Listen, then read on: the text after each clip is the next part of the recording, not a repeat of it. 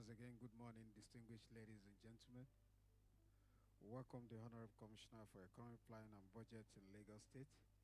The Permanent Secretary is here, the directors are here, and then we also want to inform our guests again that there is tea and coffee at the foyer to my left. Please engage with them so that we can have a very refreshing start. Thank you very much for coming this early. We appreciate you. But please take the tea, take the coffee, and be our guest. Thank you.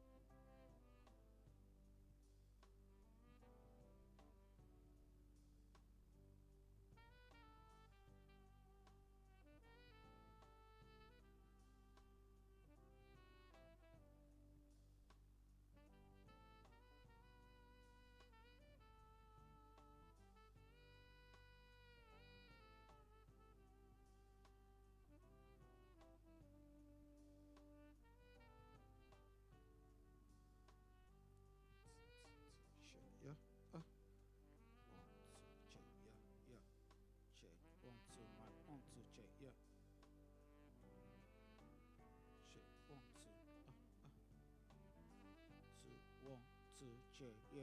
Oh, check.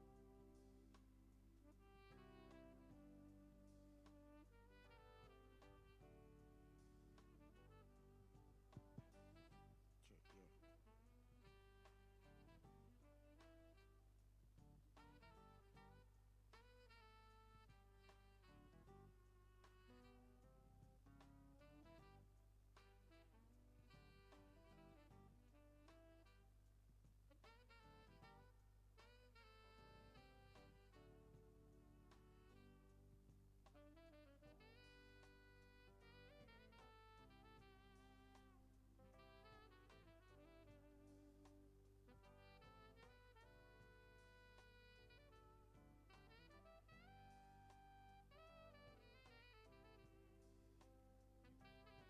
1 2 1 1 2 1 2 1 2 check 2.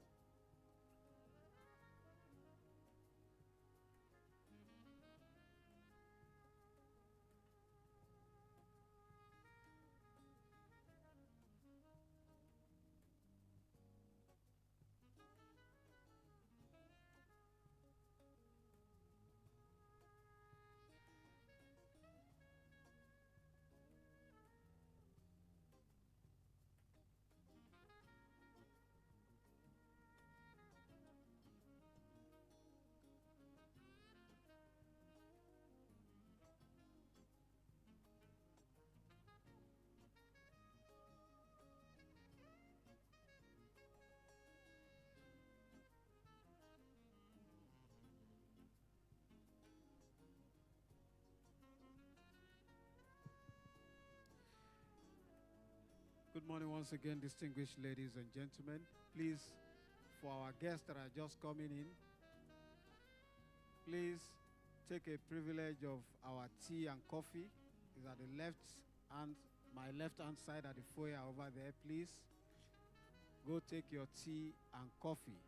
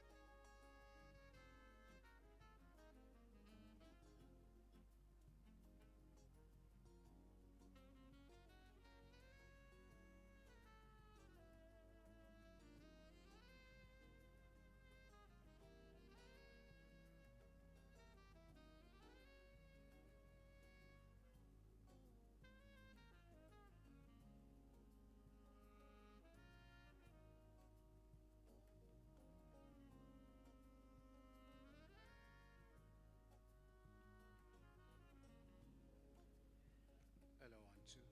I would love to. Hello, 1, 2. Hello. So once you press,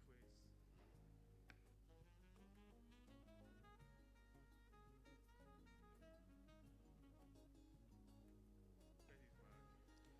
Hello, 1, 2. Okay.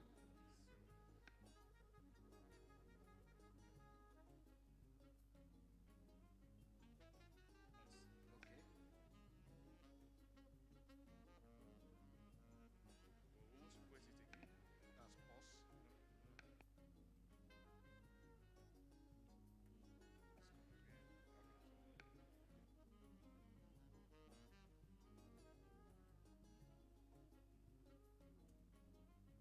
pause.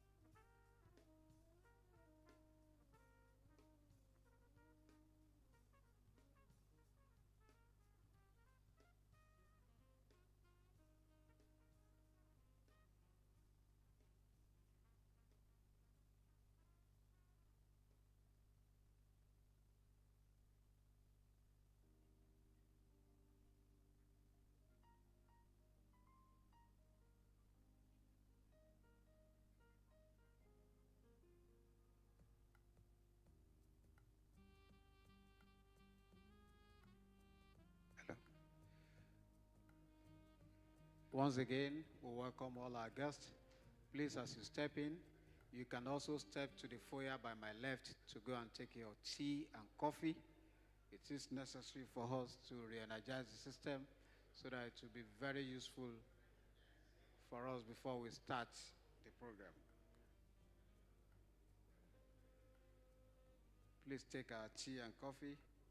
We have paid for it, and it's for you, please.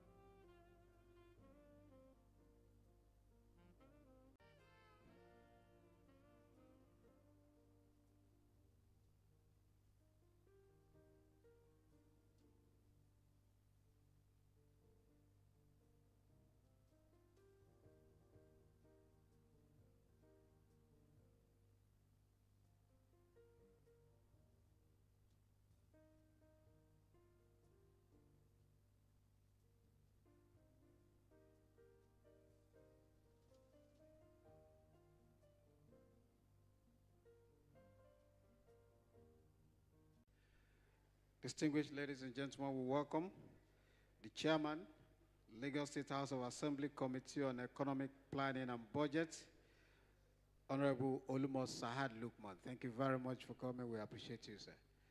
We also welcome members of the State Executive Council that are already here, the Honorable Commissioner for Health, Professor Akin Abayomi is here. Thank you very much, sir.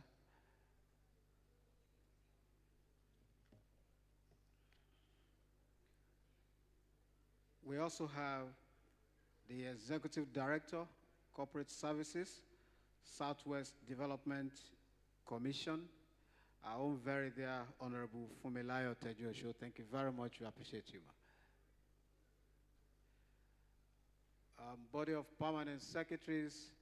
I've seen the Permanent Secretary, Ministry of Basic and Secondary Education, the Permanent Secretary, Ministry of Innovation, Science and Technology. We appreciate all our Permanent Secretaries that are already seated, directors from the Ministry of Economic Planning and Budget, heads of agencies. I've also seen the Chief Resilience Officer in Lagos State, Dr. Folayinka Daniel. Thank you very much for coming. Our dear directors from the Ministry of Economic Planning and Budget. Can we all rise to welcome Mr. Deputy Governor, please? Shall we rise to welcome Mr. Deputy Governor?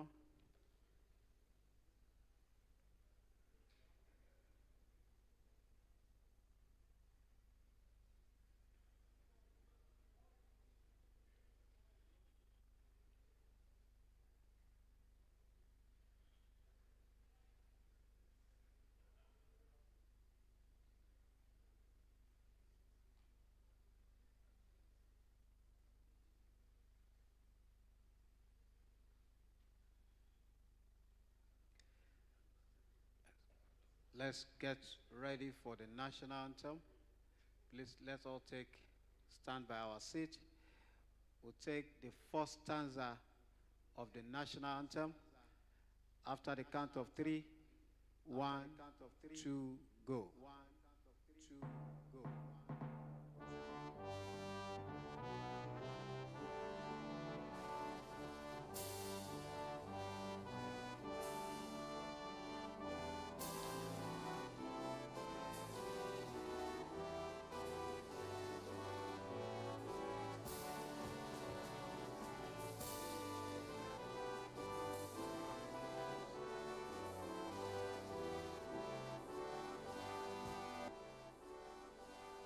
Thank you very much. Thank you very much. Shall we all take our seats? Thank you very much. Shall we all take our seats?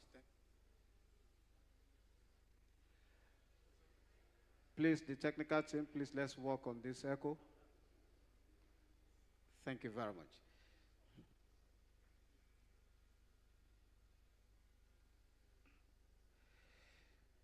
Our dear Deputy Governor of Lagos State, Dr. Kadri Obafemi Hamzat. Shall we please put our hands together for Mr. Deputy Governor? Thank you very much. Thank you very much for coming, sir. I'd also like to say a big welcome and for us to all recognize the Chairman, House Committee on Economic Planning and Budget in Lagos State, the house that determines what we spent, how we spent it, and also certify that we have spent it correctly. Honorable Olumos Sahad Lukman. Let's put our hands together for him, please. Thank you very much. Thank you very much. And we also have here the head of the ministry that put all this together. That is the Ministry of Economic Planning and Budget, the Honorable Commissioner, Mr. Okpei George.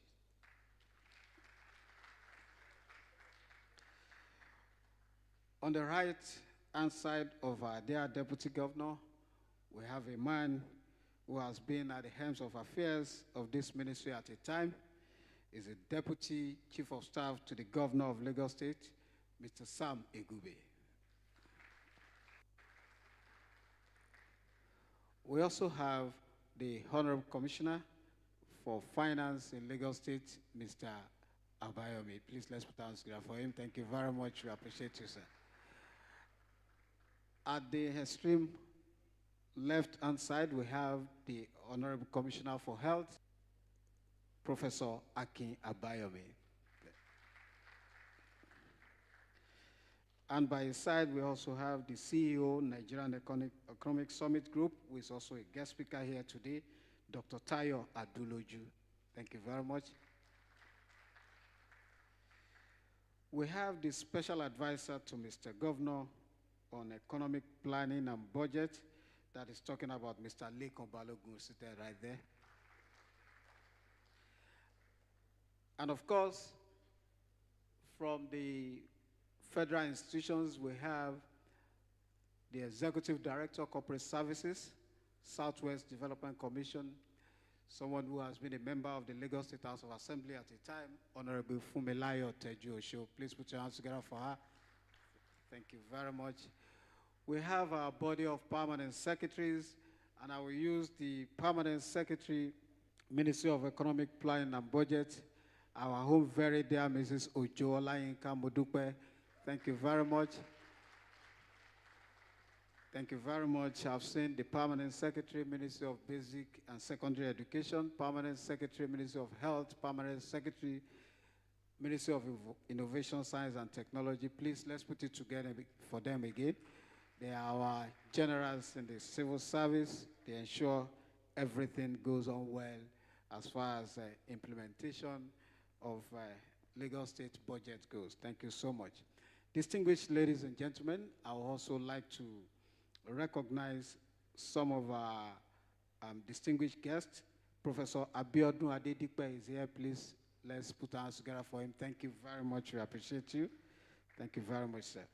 Directors and directors from the Ministry of Economic Plan and Budget, heads of agencies in Lagos State, and every other individual that contributes to how we manage Lagos economy, how we make sure that this state continues to grow, and how we make sure that whatever we do keeps the vision alive and makes Lagos the center of excellence it deserves. Please put your hands together for yourself for coming here today. Today, we are here for Lagos Economic Development Update 2026, and it's also going to serve as a Lagos Economic Outlook 2026. The theme is about consolidating resilience, advancing competitiveness, delivering shared prosperity. And we all can see, we can feel, we know what the plans are, we know the state of affairs as it is today, but what we don't know are the data and the driving forces behind those data. And that is why we are here today. And let me invite the Permanent Secretary, Ministry of Economic Planning and Budget, Mrs. Ojo Olayinka Modupe, who is going to speak for the opening remarks. She's going to tell us why we are here, what we want to do, and the essence of the exercise that we are going to do here today. Please appreciate Mrs. Ojo Olayinka once more.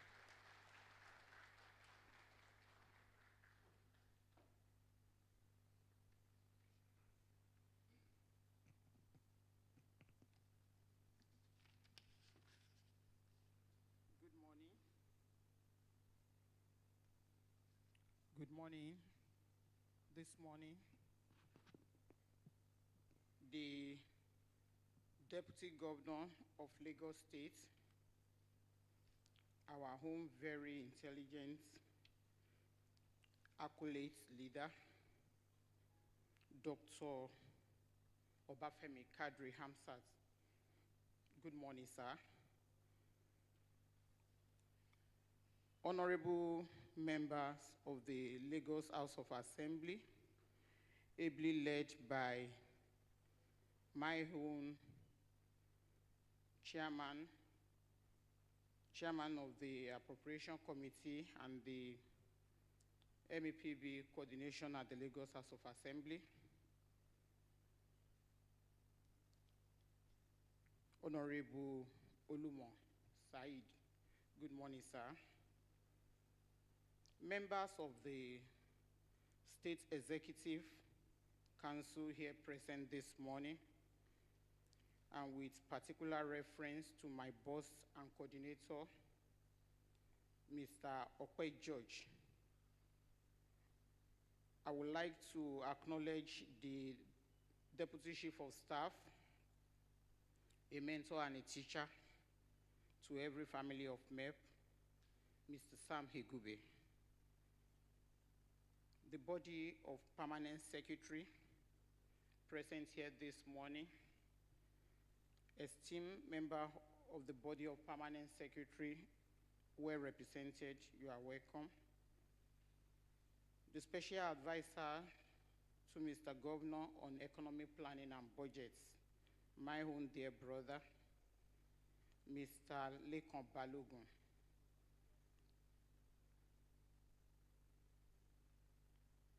Distinguished guests, captains of industry, members of the academia present here, there are communities that have continually supported the initiative of the Lagos Economic Development Update.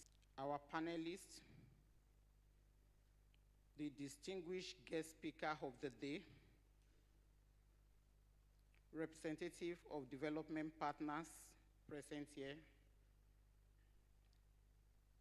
head of agencies in the Lagos State Government Service, all directors in the Lagos State Public Service present, and the directors in the Ministry of Economic Planning and Budgets, esteemed colleagues of the Lagos State Public Service present here, distinguished ladies and gentlemen, gentlemen of the press, and the well-represented media image makers that are in the house this morning, permit me to welcome you all warmly. You are all welcome. Good morning. It is my honor and privilege to warmly welcome you all to the third edition of the Lagos Economic Development Updates, LEDU. LEDU has over time evolved into more than just a policy event, critical platform for evidence-based engagements, policy reflections, and strategic alignments of the economic trajectory of Lagos State. LEDU represents our commitment to transparency, accountability, and data-driven governance. The purpose of this meeting, today's engagement provides us with an opportunity to review recent economic performance of the state, examine key trends and emerging risks, share insights on policy direction, strengthen dialogue among stakeholders as relates to those core values that can help shape our economic outlook. At its core, LEDU reinforces a fundamental principle that affects economic planning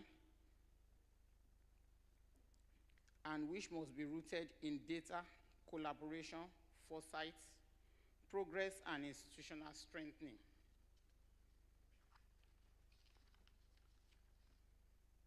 As a ministry, we are continuing to strengthen our planning and budgeting system to ensure they are more responsive, more transparent, more result-oriented. This includes deepening the use of data analytics, improved geospatial management, improving coordination across MDAs of the states by sector disaggregations, aligning our strategies with the broader development priorities of Lagos State. Strong institutions are the backbone of resilient economy. Aligning with the theme for this year, consolidating resilience and advancing competitiveness and delivering shared prosperity, speaks directly to the next phase of our development journey.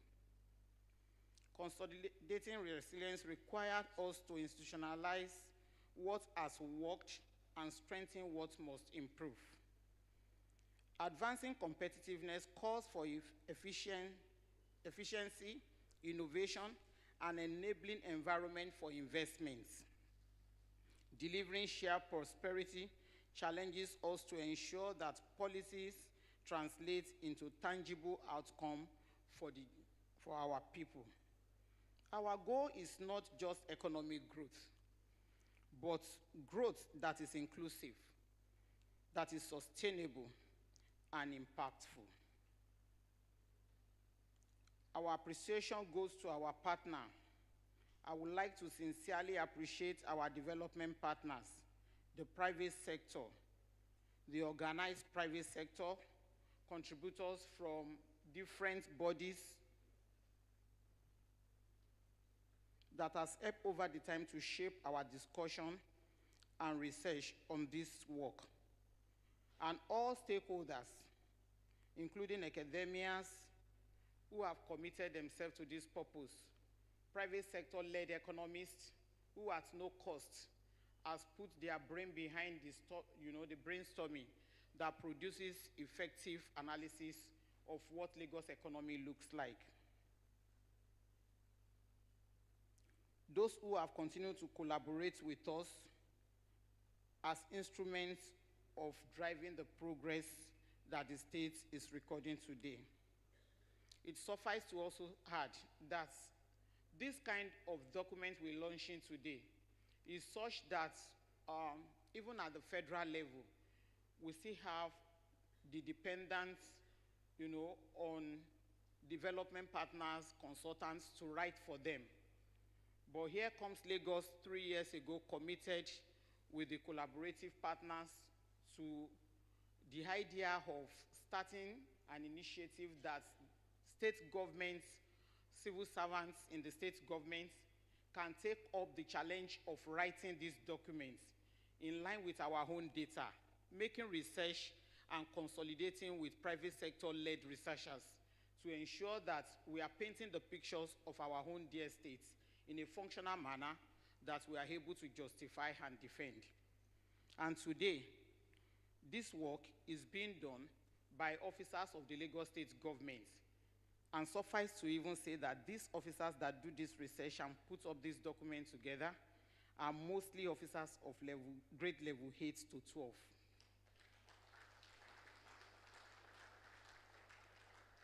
They have not been able to do this without this technical support coming from our in-house consultants deployed by the Center for the Study of Economics of Africa.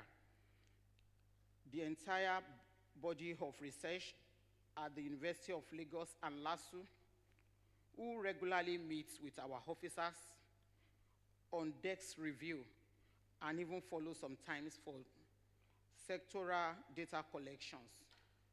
All this has brought this document to institutionalization, which is the pride we hold today, that whatever comes, we can be very sure that we are able to sustain the production of the outlook of Lagos economy. Your contribution to policy development, technical support, and implementation have significantly enriched our outcome, and we say thank you. As we commence this section, I encourage us all to actively engage, share insights, and contribute meaningfully to this discussion. The strength of this platform lies in the quality of ideas we exchange and the actions we commit to thereafter. But let me assure this gathering that Lagos State has able leaders, starting from Mr. Governor, the Deputy Governor himself committed to being here today, despite many engagements in the state, shows the level of our commitment as a state to driving the outcomes of this discussion. It is on that note that I welcome you warmly and say thank you for coming as we sit and enjoy the full discourse in a manner that functionally puts Lagos on the pedestal of growth. Thank you, and once again, you are most welcome. Ìgbéga ìpínlẹ̀ Èkó, àjùmọ̀ṣe ni. Thank you very much, dear Permanent Secretary, Ministry of Economic Plan and Budget.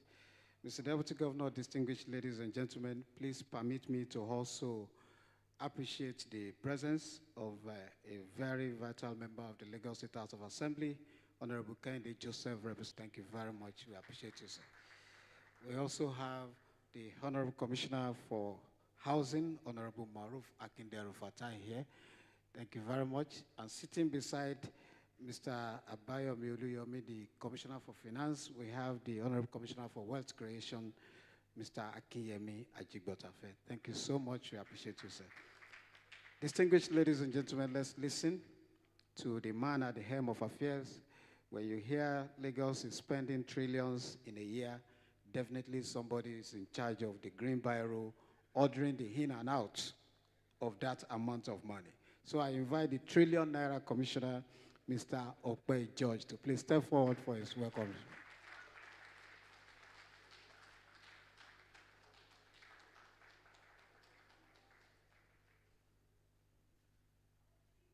Good morning. Thank you. Mr. Governor has the red pen. Who signs it? I just arranged the book, so thank you very much. Good morning, Mr. Deputy Governor. Good morning, sir. Thank you very much, despite your tight schedule, for taking time to come and honor us, sir. So, the Governor of Lagos State, Mr. Babajide Olushola Sanwo-Olu, ably represented by Mr. Deputy, Dr. Bafemi Kadri Hamzat, honorable members of Lagos State House of Assembly, including our chairman for House Committee on Economic Planning and Budget, the gentleman who, if he doesn't say yes, we can't all move ahead, Honorable Lukman Olumo, Chairman House of Assembly Committee on Public Finance, Honorable Kehinde Joseph, Chairman House Committee on Public Finance, Honorable Kehinde Joseph, the Committee Chairman on Finance, Honorable Femi Said, distinguished members of Lagos State Exco Council, thank you very much for taking time to join us this morning. Distinguished body of permanent secretaries, our guest speaker, captains of industries, ladies and gentlemen, good morning again. So it is with great pleasure that I welcome you all to the third edition of our Lagos Economic Development Update, the LEDU, which is a strategic platform that continues to shape our economic thinking, strengthen our policy direction, and reinforce our collective commitment to sustainable growth in Lagos State.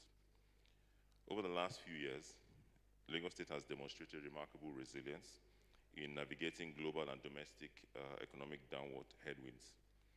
From our post-pandemic recovery pressures to inflationary challenges and structural adjustments, Lagos has remained steady and forward-looking. Through deliberate policies, disciplined fiscal management, and strategic investments, we have strengthened our economic foundation and reinforced Lagos's position as a leading subnational economy in Africa. Since the inception of the LEDU, Lagos State has recorded measurable progress, sustained economic growth over key sectors, improved revenue performance through digitization, strategic infrastructure expansion, and strengthened our human capital development. We've also enhanced the ease of doing business. Our progress is not accidental. It's a result of intentional governance, strategic planning, and strong partnerships. So the theme of this year's LEDU is both timely and forward-looking. Consolidating resilience means strengthening institutions and building shock-proof systems. Advancing competitiveness requires unlocking productivity, innovation, and investments. Delivering shared prosperity ensures that growth translates into real benefits for all Lagosians. Growth must not only be measured by numbers, but by the numbers of lives it positively transforms.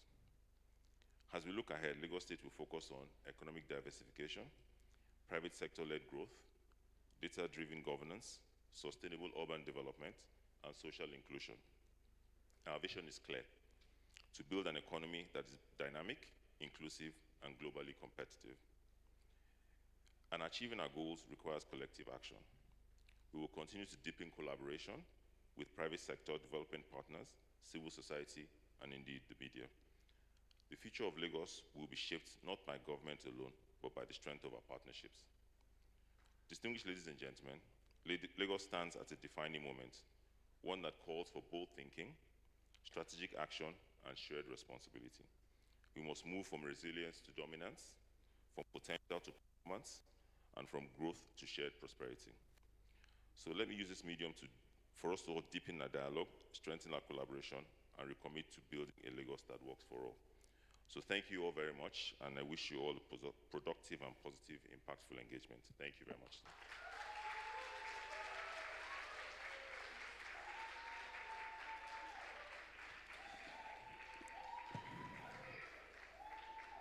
Thank you very much, there, Honorable Commissioner.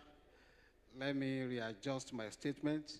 He said, but I mentioned green pen, I didn't mention red pen anyway.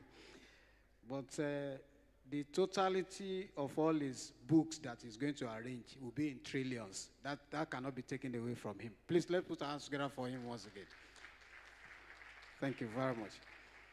Mr. Deputy Governor, I would also like to inform us that we have the Chairman, Board of Directors, Wema Bank, Dr. Mrs. Oluwayemisi Olorunshola, ably represented by Mrs.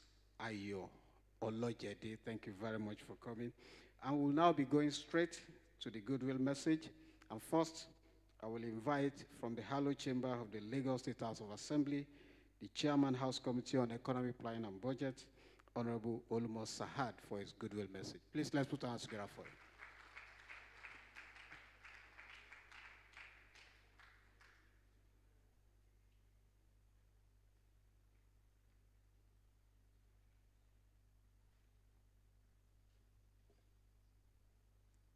Good morning, Mr. Deputy Governor, the Honorable Commissioner for Economic Planning and Budget, all other commissioners seated, body of permanent secretaries, and most especially my own colleague from the Lagos State House of Assembly, Honorable Kehinde Olaide Abeke Joseph, who is here with us today. Most importantly, I want to congratulate my ministry, Ministry of Economic Planning and Budget, under the able leadership of my home brother, who we have been together for a very long time, Honorable George.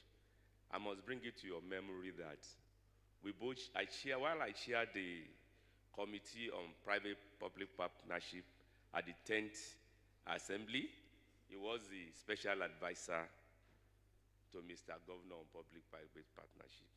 So thank you, Mr. George and the PS. Well, Mr. Deputy Governor, this is the reason why the executive and the legislator must work hand in hand.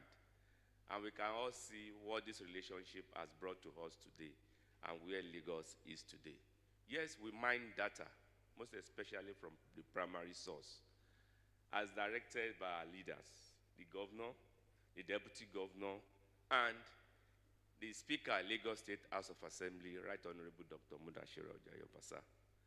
These data are gathered from our engagement. I know processes leading to budget. We do stakeholders meeting at the House of Assembly across our 40 constituencies. Because we are talking about data, so I should, delve into it a little. And I know how much effort the ministry put into going to our villages and our senatorial regions, our senatorial areas, to ensure that we get the real data that is propelling Lagos to be the second largest economy in terms of subnational in Africa after Cairo. So we count data to be very, very important. Yes, economic growth is important, but economic development remains what we look into in Lagos. And that reflects what we have done physically in terms of infrastructure. If you go around Lagos, I think in Nigeria today, in West African sub-region, development is evidence-based. The rail lines are there for you to see, the blue line, the red line, and the purple line coming up. These are based on the need of Lagosians, based on the evidence of data that we have generated over time. A lot of resources come into Lagos just because of the singular action of Mr. Governor, ably assisted by the Deputy, Mr. Governor Babajide Sanwo-Olu. Please put up a round of applause for him. Our budget in Lagos State is not just growing. We have from 1 trillion to 2 trillion, 3 trillion, and now we are on 4.45 trillion naira in this year's budget. We have laid emphasis on primary and secondary source of data to ensure that we are not just giving anything to Lagosian, but we are giving Nigeria what is best and what is appropriate at every time of our development. So I want to say, concluding, I have said it earlier that the relationship between the executive and the legislature must be robust. Once you have it robust, there's nothing you get but better when it comes to development. Mr. Deputy Governor, I want to thank you so much for coming to attend this function. And I pray Almighty Allah will always meet you at your time of need. God bless you. God bless Lagos State. God bless Nigeria. May troops safe. Thank you very much.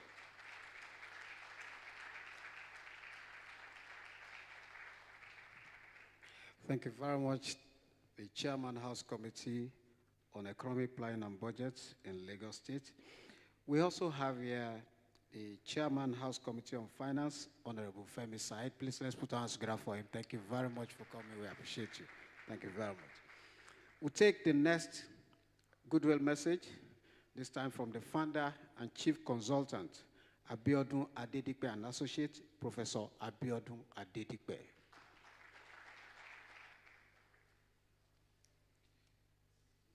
Let me also mention that we have also the representative of African Development Bank Group Nigeria, Mrs. Omotepe Davis, representing the Director General. Thank you very much.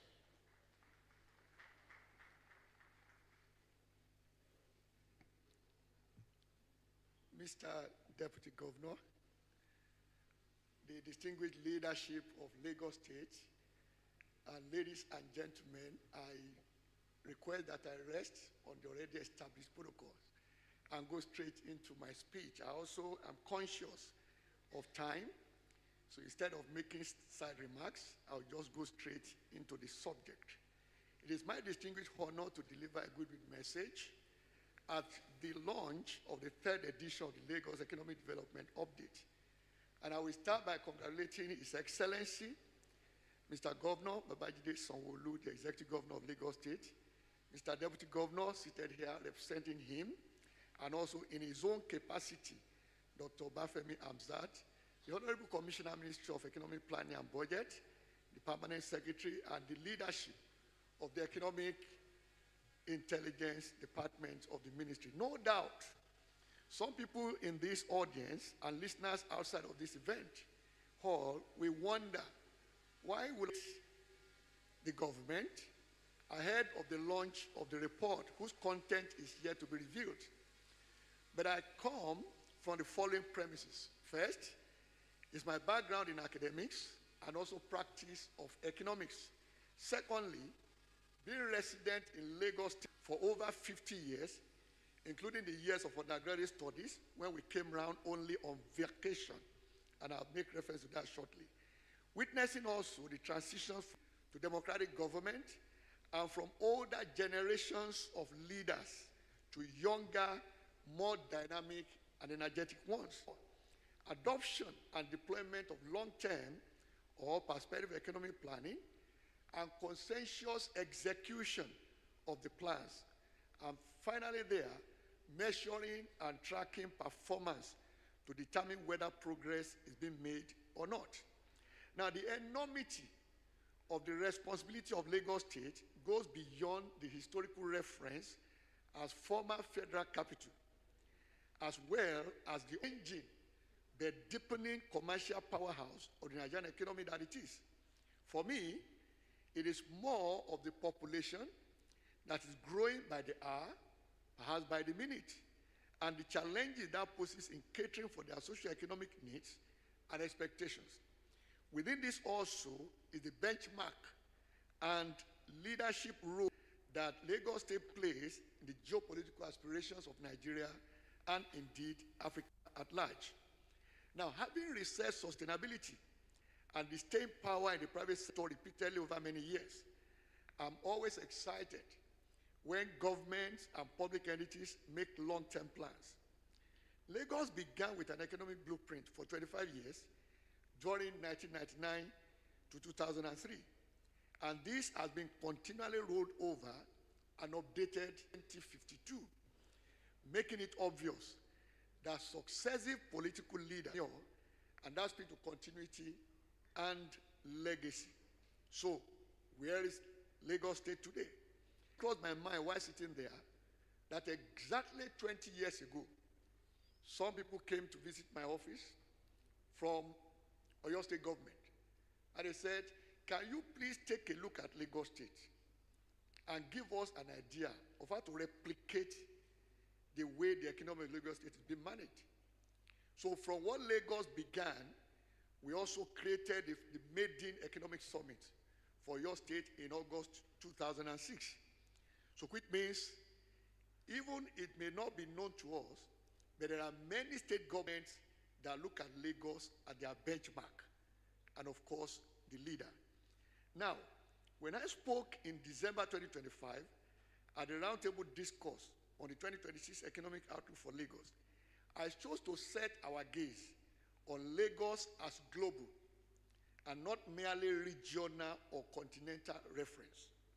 We then go beyond comparing Lagos economy with those of other African countries, as we had done in the last 2 decades or so, but model it, said then, the state of California in the USA. The economy is well diversified, that's number one. Then secondly, it ranks highly among leading global national economies.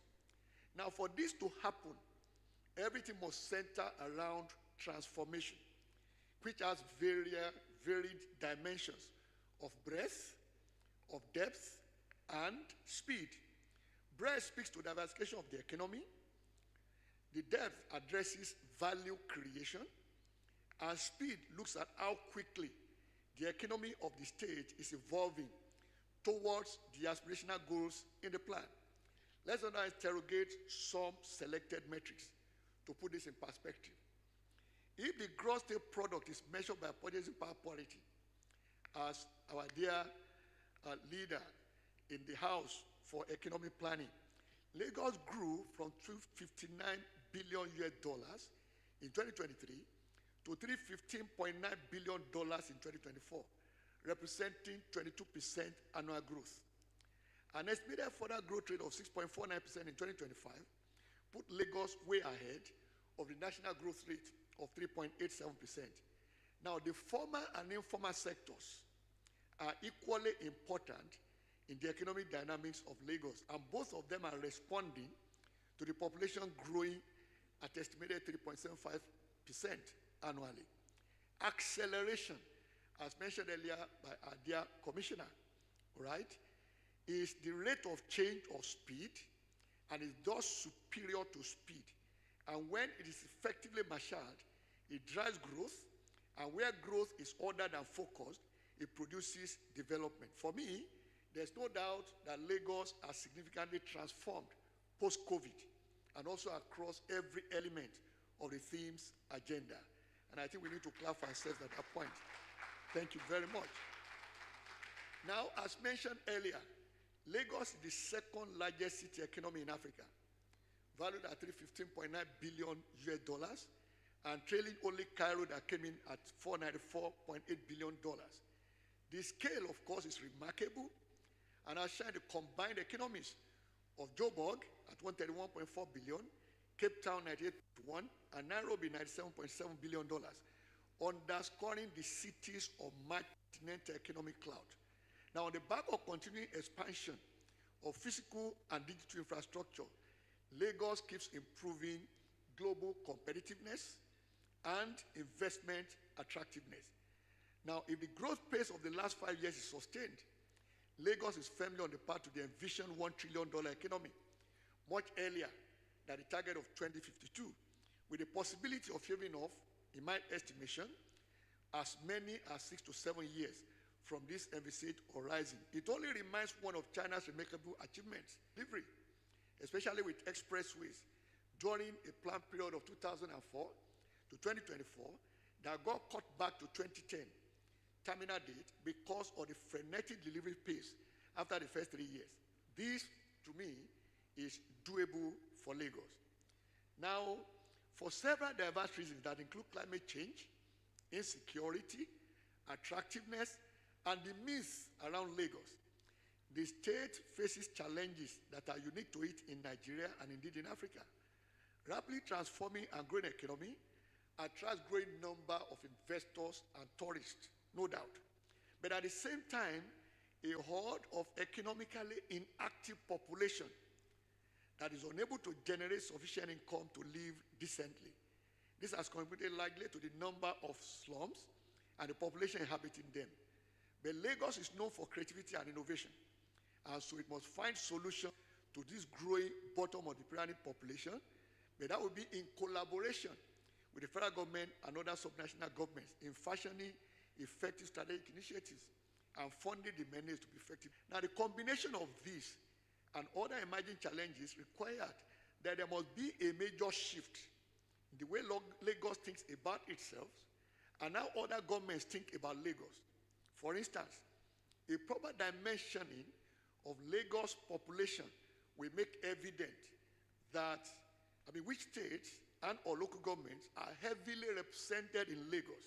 States, in my candid opinion, should be interested in the welfare of their citizens in Lagos and not just see them as a problem of Lagos State. Now, when Lagos State began the development update 3 years ago, many stakeholders not only saw this as the right way to report on a sustainable economy. We attempted starting that for Nigeria as a nation in 2011, in my 3 months involvement with the economic management team at the national level. But this also speaks to the evolution of key metrics that offer very useful basis of evaluation of the journey and refining future plans.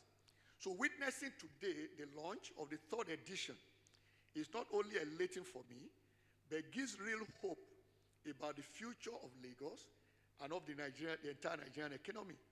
Now, if Lagos works, and I want us to pay attention today, 60 to 65% of Nigeria commerce.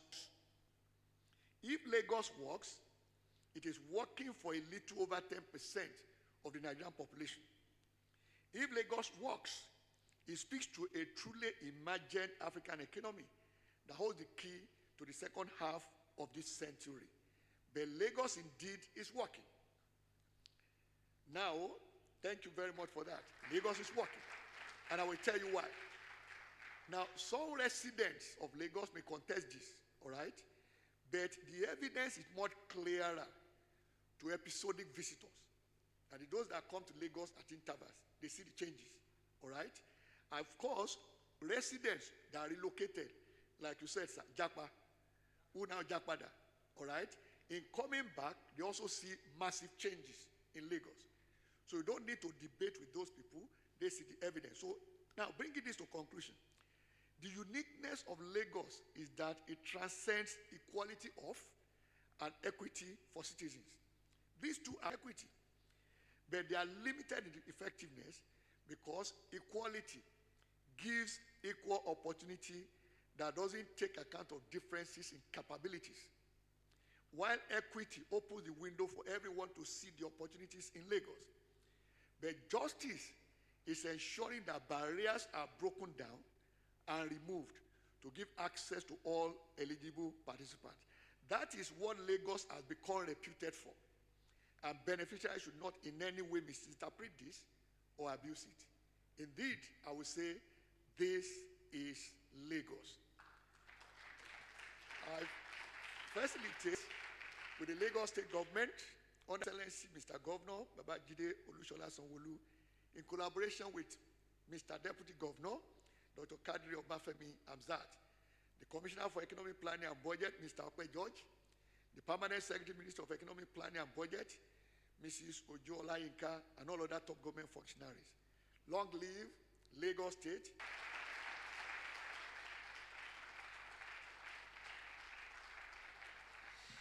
That is a well-presented Goodwill messages imbued with data, national, international, the place of Lagos, and where Lagos is going. Thank you very much, Professor Abiodun Adedipe. Let's put our hands together for him once again. Thank you so much. Mr. Deputy Governor, distinguished ladies and gentlemen, the last Goodwill message is from the Chairman, Southwest Development Commission, Senator Olubunmi Adetumbi. Please, let's put our hands together for him, please.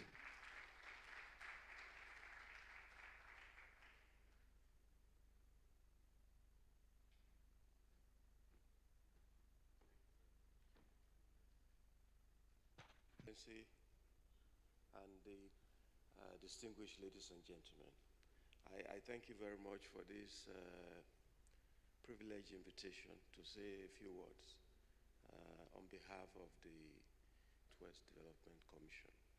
But before I say it, I'd like to thank Lagos for giving us Mrs. Tejosho. She's one of our most resourceful people on the board of the commission. So thank you, Lagos. It's a quick one. Professor Adedipe has said a lot. I would just want to emphasize one of two things. The first is to thank Lagos for giving to Nigeria a sustainable model for subnational governance. Because while a lot of states are busy managing politics of subnational representation, like an economy. And that is what is giving Nigeria the kind of growth. The GDP data for Lagos relative to the rest of the country speaks volume. Relative to the Southwest tells us that this is the engine room of our region, and it's also the economic, warehouse of the country. So we thank Lagos for that. This has been happening for decades, and I think it has provided a model that other states are beginning to Lagos to continue to be on the cutting edge of this subnational governance evolution. The gathering here today is the evidence of this, culture, and that is going to continue. Just a few observations. One is that Lagos' economy is huge relative to the rest of the country or to any other states in the Federation. But when we look at the population of Lagos internationally and you compare the economic output of such jurisdiction, and you will find out that, yes, Lagos is setting the blaze out of Nigeria. But when you take a careful look at GDP per capita, then we see the level of output of our human resources and the opportunity that is still available for us to grow. Lagos is flying, but we believe that Lagos can still fly higher. And that is why meetings like this is encouraging for us to see new opportunities for improving the speed of economic growth in Lagos. The second thing is the population myth about Lagos. The official statistics of Lagos in terms of population, even from the National Population Commission, understates the reality on ground in Lagos. And this is a debate we must confront.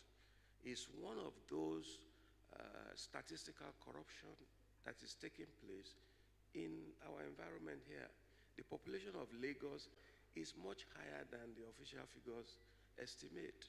And until we confront this so that we know exactly what burden Lagos is carrying for the rest of the country, I would like to see how economists around here can help us compute what value of subsidy is Lagos carrying on behalf the owners of Lagos, the economists of Lagos, the planners of Lagos must challenge this stereotype and fallacies I want to imagine that is ruling economic discourse around the country.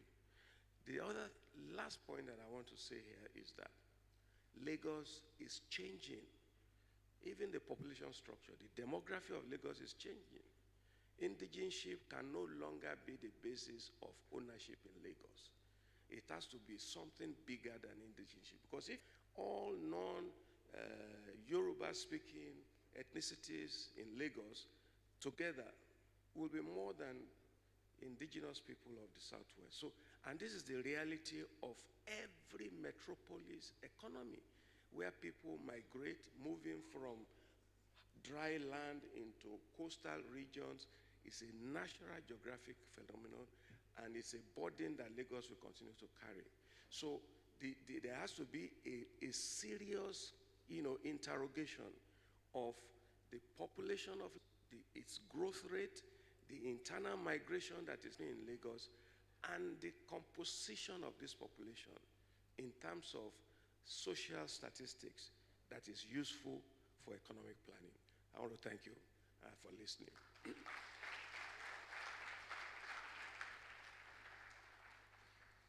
Thank you very much, distinguished Senator Adetumbi. Thank you very much. We appreciate you, sir, for that beautiful goodwill message. He said something that Lagos is subsidizing the rest. Please put your hands together for Lagos State Government. Thank you very much. Thank you very much. Mr. Deputy Governor, distinguished ladies and gentlemen,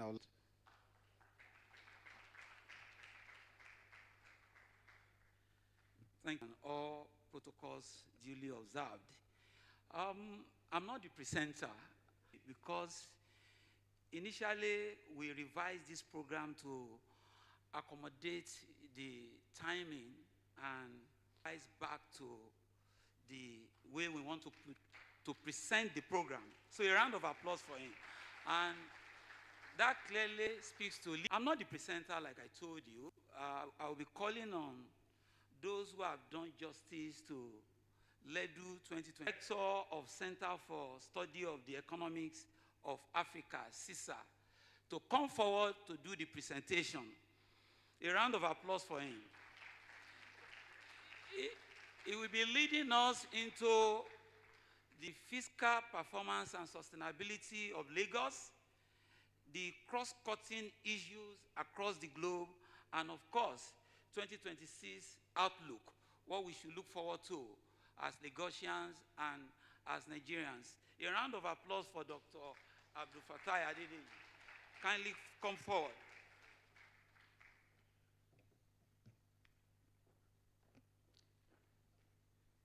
Good morning, Your Excellency. Without wasting much of our time, so I would like to uphold the existing protocol. And let me quickly, I'm not the director of Center for the Study of Economics of Africa, so I'm just an economist there. So we have executive director. Thank you. So we'll be going properly into the presentation without wasting much of our time. So I'm going to give us the synopsis into the report. Last year, 2025, we presented, we launched LEDU, which was themed charting the resilient path towards sustainable future.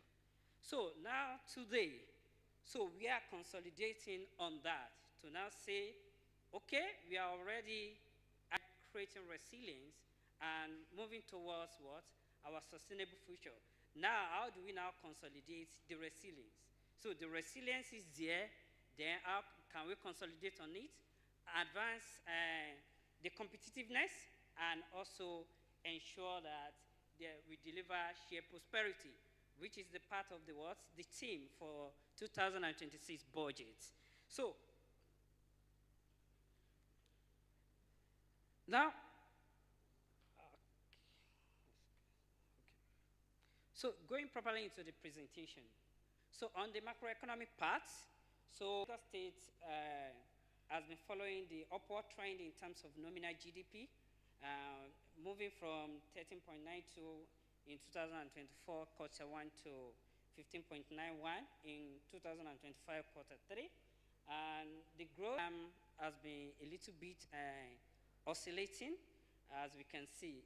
In 2025 Q1, so it recovers from 7.1% to 3.5%. In terms of share, the Lagos State continue to account for the largest share in the subnational, and in 2024, it's accounted for 15.3% share, and based on 2025 data, quarter 1 to 3, so representing 15.2%.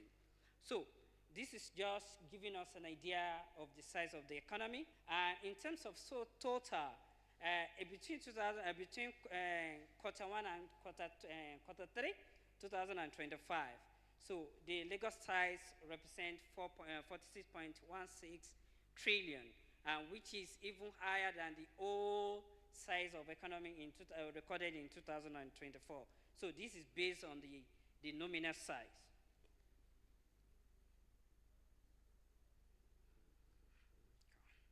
So now going deep into the sectoral performance. So the sectoral in terms of national, Lagos is also part of it. So we observed that the real GDP grew at 3.98%, and the non-oil sector remained dominant in terms of GDP contribution, and while the oil sector in terms of revenue remained dominant. And when we look at the projection for national economy, which is around NESG and IMF, is around between approximately 4 to 5%. And the recent data also show that the inflation has also declined generally at national level. Now, how does this translate into the Lagos economy? Different areas that the performance at the national level influence the Lagos economy. The first part is growth and investment channel. So the growth of Nigerian economy is crucial for several sectors in terms of, since the Lagos state economy is largely dominated by services, in terms of finance, ICT, trade, and manufacturing base. And at the same time too, the global slowdown and the emerging events also is a bigger risk for Lagos State because of interaction with global community.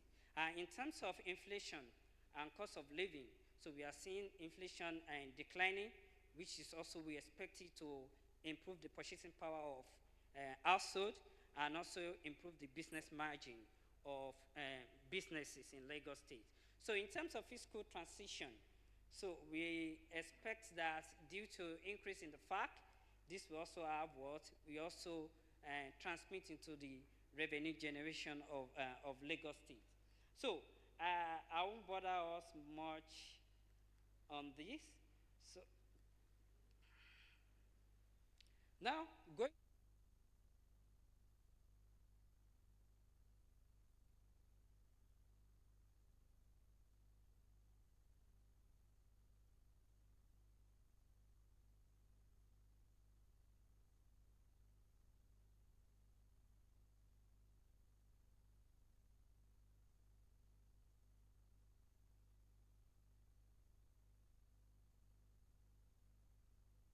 to Lagos State. Lagos State remains the most attractive area in terms of capital attraction to Nigeria. However, this attraction accounted for is largely dominated by portfolio investments, while the FDI, which represents 2%, is being affected. And through the FDI, this is where we expected job creation. So focusing on this is crucial. And city perspective, so Lagos State is now remain the second largest city economy in Africa, representing 13.19%. And I want to correct, based on the revised value, so the value for 2023 is 272 billion naira. So billion dollars, sorry, based on purchasing power parity. So in terms of technology, so it is also interesting to highlight that Lagos is ranked as what? Rising star in terms of ecosystem. So the unicorns is improving, and it has the largest in Africa based on the recently released data for 2025. So we can see that a lot is really going on in Lagos State. In terms of fiscal aspect, so we are seeing improvement, there is resilience, and the debt to GDP, debt service to revenue has significantly declined. So based on these macroeconomic indicators, we have seen what? We have seen improvement in creating resilience within the macroeconomic framework of the state.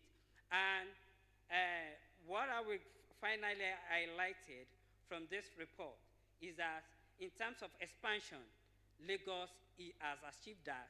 Now the next phase of development is now focusing on optimization, efficiency, and also what? Also leveraging on their capacity in terms of the services sector and tech ecosystem to be able to drive the growth in the state.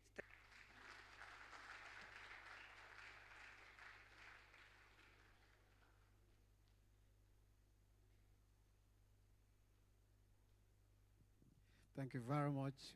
We are very grateful for that very beautiful presentation. Distinguished ladies and gentlemen, please let's put our hands together for the presenter again. Thank you. We also like to say that the Chairman, Lagos Inland Revenue Service, LRS, is here. Mr. Zubair, please let's put our hands together for him. Thank you very much, sir. Thank you, Dr. Abdul Fatai Adedeji. From all indications, you can see that at any time, Lagos State will always show up for the country. In other words,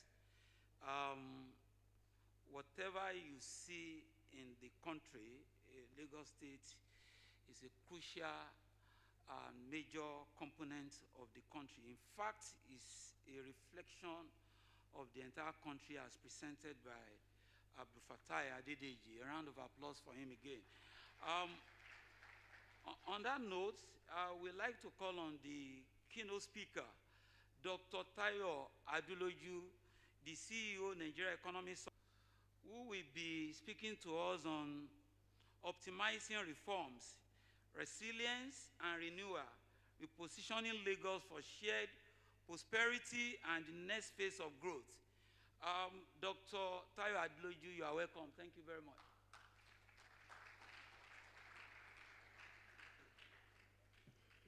Your Excellency, the Deputy Governor of Lagos State, permit me to please eloquently, efficiently established protocols because of time.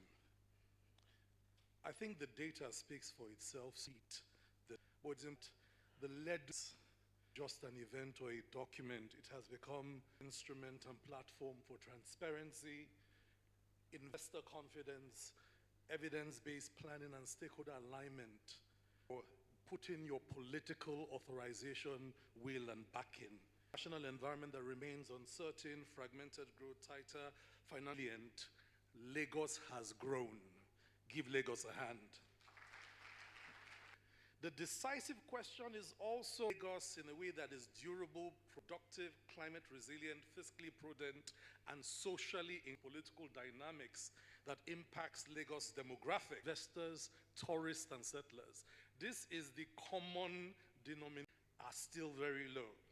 So for a Lagos industrialization plan that links our massive workforce, right, from to skills to industry, so that the point that has been made about productivity gains is captured. Because, like I think the chairman again of the South Open Commission noted, it's not just about are we seeing it in growth per capita, in how the lives of our people are transformed.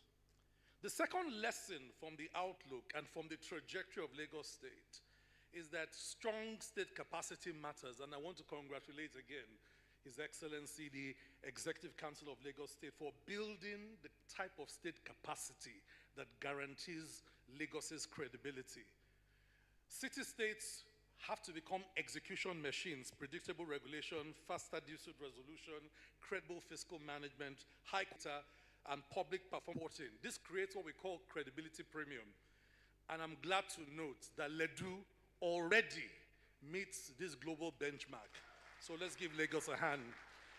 It's important to stress this because it's not merely that we are on a journey, like my teacher of many years, Professor Adegbite, just noted, that it's about the predictability that the credibility premium of Lagos gives that makes it so attractive. Now, how do we convert that attractiveness, productivity, is the question. Number 3, city-states and economies and metropolitan economies like Lagos have to pay attention to housing affordability at scale, because our note for today is about shared prosperity. It's not simply about prosperity, it's about shared prosperity. Shared prosperity collapses when housing breaks down. And at scale, we are behind on this agenda in Lagos State. So as we think about the future, distinguished ladies and gentlemen, if housing absorbs most of our household incomes, the bottom 40% in Lagos cannot accumulate assets, invest in skills, and sustain upward mobility. This we must tackle going into the future. And it's exciting to note that there's already a plan to do so in Lagos State, and all it now needs is the discipline to execute. Number 4 marker we have seen, distinguished ladies and gentlemen, in city economies like Lagos, is that transport has to be fast, affordable, and integrated within land. And so when you look at the numbers in terms of converting where we are to where we need to go, mass transit quality, reliable networks, short travel times, and land value capture to fund expansion is crucial to attracting the kind of value we need in Lagos. Why is this important? This is important because if those at the bottom 40% must spend all their income to get to the productive parts of Lagos for work, then by the time the month ends, the wage depreciation on what they really take home in terms of household baskets remain too low, and then that I've seen in terms of the poverty numbers. This we must win on. Lagos must expand its own subnational skills system so that it creates the jobs required for industrialization. The Dangote Group tells an interesting story of looking for welders and technicians to build Dangote refinery. And by the time the build-up started, in Lagos, you could not find more than 5% of the skill requirements for the kinds of work that Lagos already had attracted investment to deploy. How do we close that kind of gap between investment opportunities and the skills we need to build for our people? So, Your Excellency, let me wrap up because I know time is fast spent and I'm jumping everything that has been said, so I'm not repeating myself. In summary, shared prosperity that goes beyond resilience to renewal is shaped by one, high productivity growth. This means all sectors must fire at on all cylinders. And again, Your Excellency, a Lagos industrialization plan linked to your infrastructure plan is now a necessity. It's no longer an option. Number two, low friction opportunities for access, housing, transport, digital public health, capability building aligned to the industries that will grow in the next 25 years are crucial. Weight transmission is essential. Shock absorption for safety nets is still crucial because whether we like it or not, that bottom 25% of Lagos will continue to put a strain. Deepening implementation governance, a service delivery standard across all sectors, regulatory reliability as the basis for investment signal. This should be one place in Nigeria where the regulations don't change every day because the world is looking here for opportunity. And if the regulations are predictable over a 10, 20-year period, we do not see why Cairo can attract $1 billion worth of FDI and Lagos cannot in the same time. So one of the reasons why Cairo stays ahead, it's not just the capacity to perform in terms of GDP, it's the capacity to bring in the global foreign direct investment. Let me close by saying, Your Excellency, that Lagos is already doing the hard work. And for that, a big thank you and congratulations to His Excellency, the Governor, His Excellency, the Deputy Governor, and all the members of the Executive Council, my brother, the Commissioner of Budget and Economic Planning, and the Permanent Secretary, and all the wonderful work that has been done. Lagos has already proven it can grow. Now, Lagos must prove that it can convert growth into shared prosperity. How will we measure that? When we look at the bottom 40% and we see them thriving, we see their per capita jump, we see their disposable income increase, we will know that something has changed. And we will do by consistently pursuing reforms that stick and perform, resilience that anticipates shocks, and renewal that raises productivity and expands opportunity. So on behalf of the NESG, I congratulate the Lagos State Government on this third edition of the LEDU and reaffirm our readiness to partner with you going forward to build a Lagos that is not just bigger, it's better, more productive. An industrial, digitally connected, transformed Lagos that rivals any city economy in the world is not just possible to us, it is our destiny. Thank you. God bless Lagos and God bless the Federal Republic of Nigeria.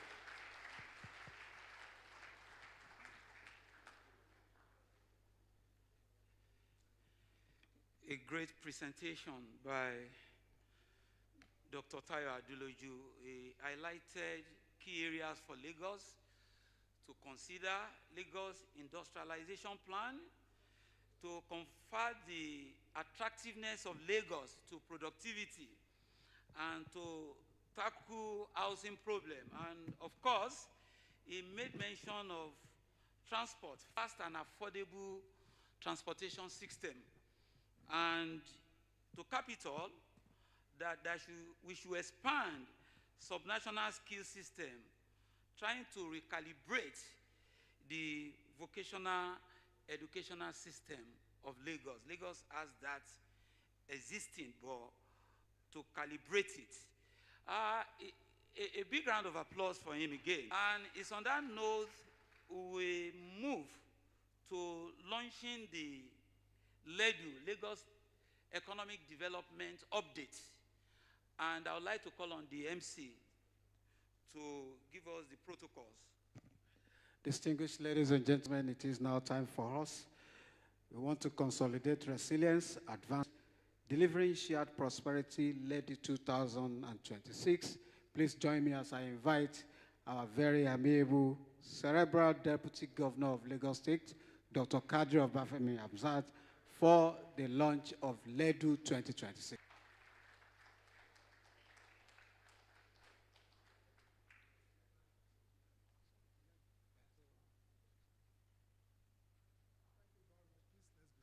Thank you very much. Thank you very, very much.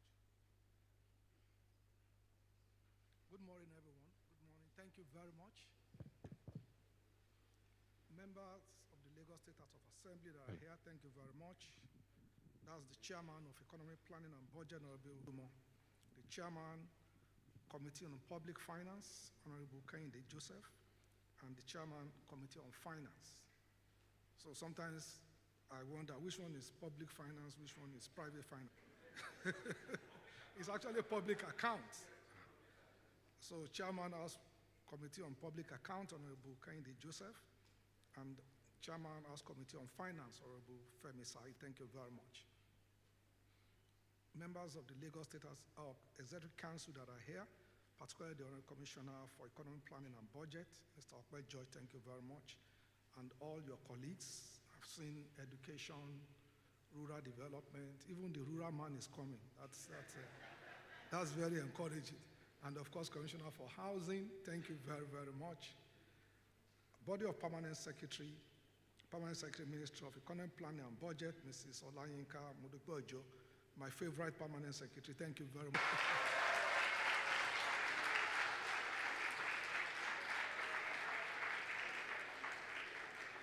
Just to be sure, there are many favorites. But you know that in a family, there's second born. So let's figure that out. Thank you very, very much. Special Advisor, Economic Planning and Budget, Mr. Lekon Balogun, and all the top government officials that are here. Our keynote speaker, CEO Nigeria Economic Summit Group, Dr. Tayo Adeluju, thank you very much. Your analysis, and of course, Professor Abiodun Adedepe, and Chairman of our Senator, thank you very much. So it is with deep sense of responsibility and optimism that I join us today to officially launch the third edition of the Lagos Economic Development Update LEDU 2026. As has been said by many, the platform has over time evolved beyond a mere policy document. It has become a compass guiding our economic direction, shaping decisions, and reinforcing our commitment to building a resilient, inclusive, and prosperous Lagos. The document, if you look at it, shows clearly that Lagos is transparent. And as I've asked, after this, it goes on the web, so anybody can see it. It breaks down our budget, what is for capital, what is for recurrent, who spends what and how. So there is nothing that we are doing that we are not sharing with the public. So the global economic environment in recent years has tested nations and sub-national economies alike. From post-pandemic recovery to inflationary pressures, shifting exchange rates, and emerging financial realities, and of course, wars around the world, the terrain has been predictable.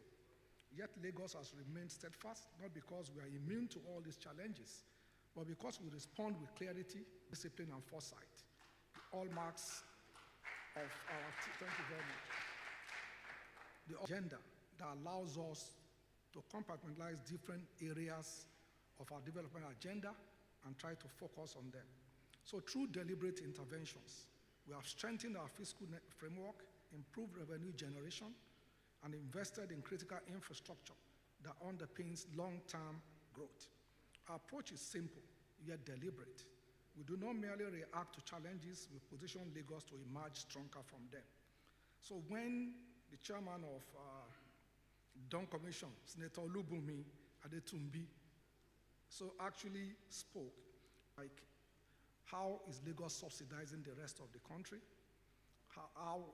And you know, that's why Lagos State has said many times that, you know, for us to succeed as a nation, we must recognize the facts. But in Lagos, we know the truth, and we hold on to the truth. So if you recall, we had a census in 2006.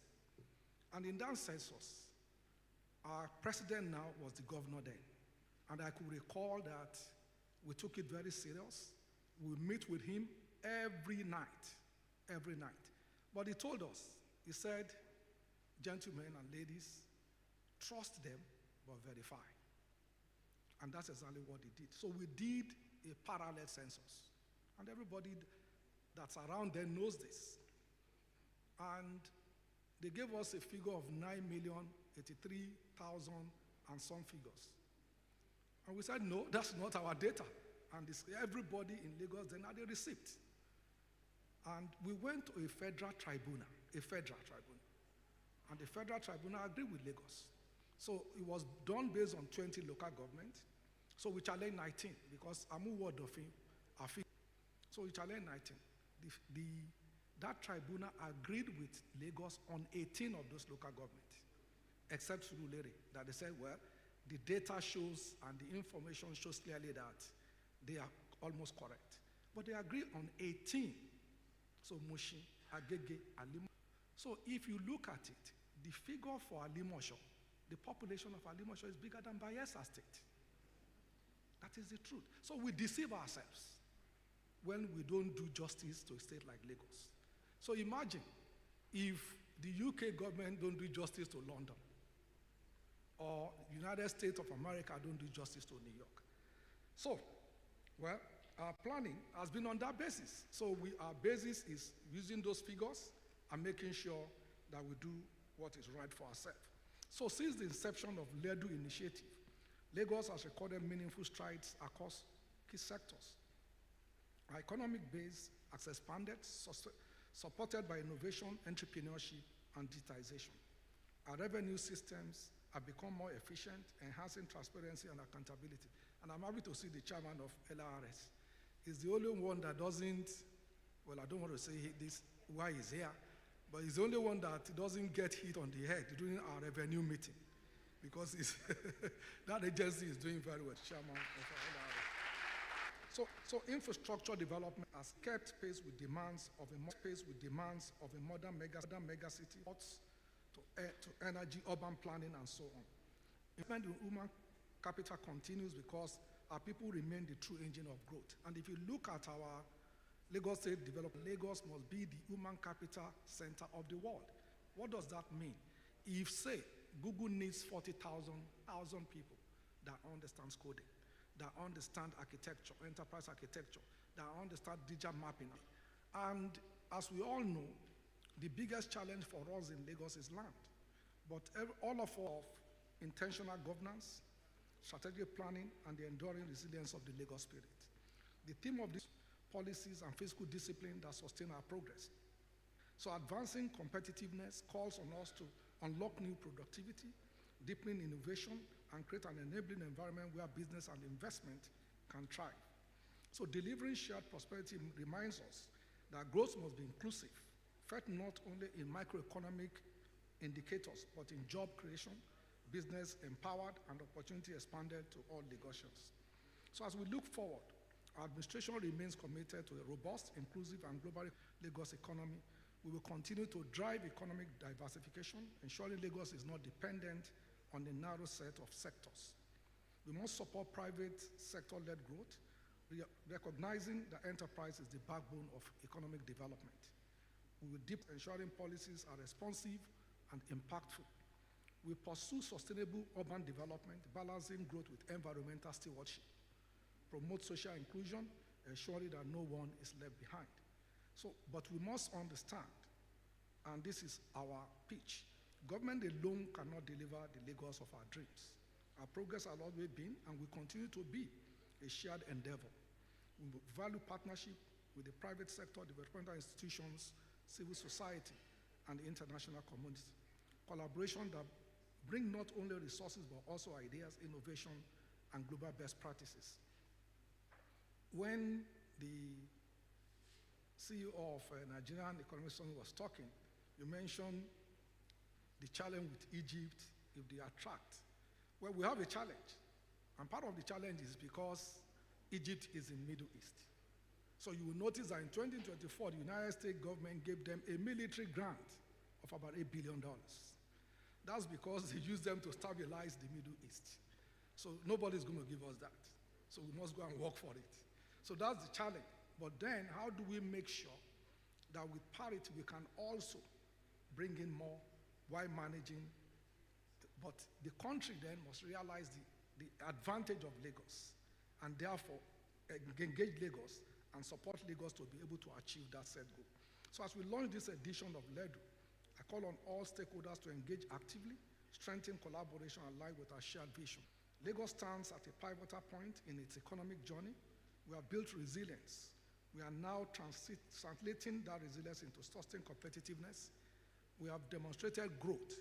Now we must ensure that this growth deliver tangible prosperity for every Lagos. It's therefore my honor. We'll go and open that to officially launch the third edition of the Lagos Economic Development Update, LEDU 2026. So I encourage all stakeholders to engage.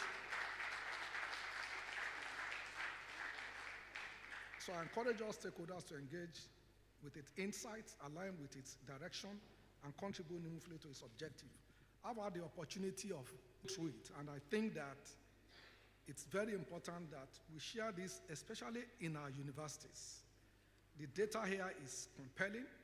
The data there is very captive, and I think our universities need to use our data more rather than international data. Who is going to Alimosho? Who is going to Ajangbadi? Is it not us? So it is that data that we should share across board, and I encourage us that we should put this on the website and share it seriously with all our professors and everybody. So, Prof, please help us distribute it. Thank you very much. Thank you very much, sir. Please, can we have the table move forward?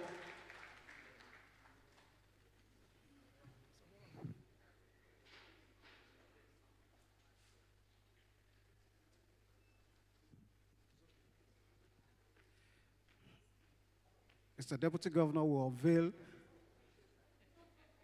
the LEDU 2026 document, and after him we will have photographs with members of the State Executive Council, Secretary, Ministry of Economic Plan and Budget, and also our speakers as well. Mr. Deputy Governor, sir.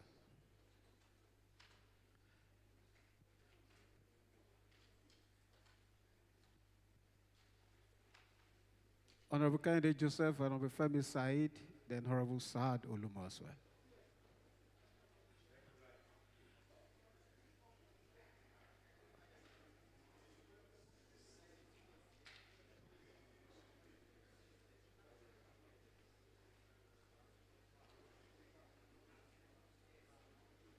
Mr. Deputy Governor will unveil, then all other guests will hold a copy of the document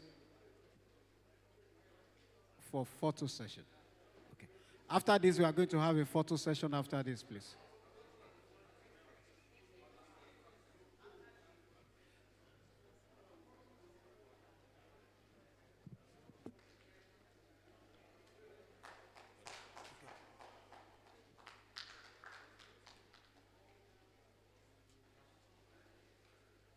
Please put your hands together for Mr. Deputy. Lagos Economic Development Update 2026. Thank you very much. Thank you very much. Yes, we'll have a photo session first. The Deputy Governor with the three members of the Lagos State House of Assembly, the Honorable Commissioner for Economic Planning and Budget, and the Permanent Secretary, as well as the Special Advisor.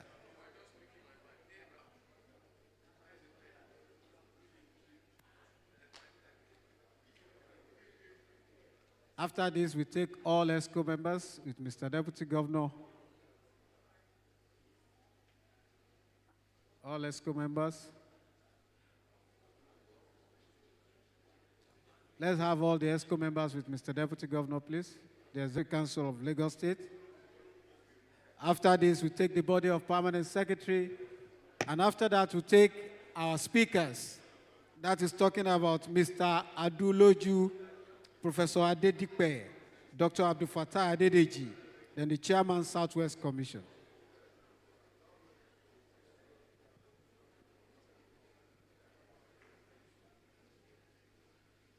Body of Permanent Secretaries. After this, then we take our speakers.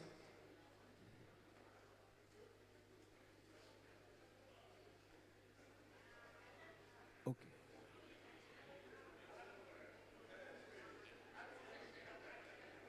Body of Permanent Secretaries.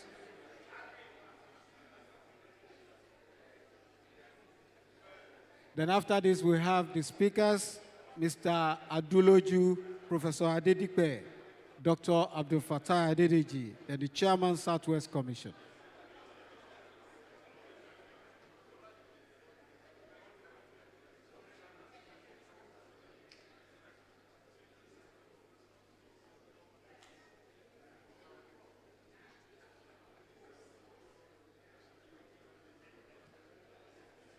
Thank you very much. Then we'll take our speakers, Mr. Aduloju, Professor Adedipe, Dr. Abdul Fattah Adedeji, then the Chairman, Southwest Commission, then the Executive Director, Corporate Services, Southwest Commission as well.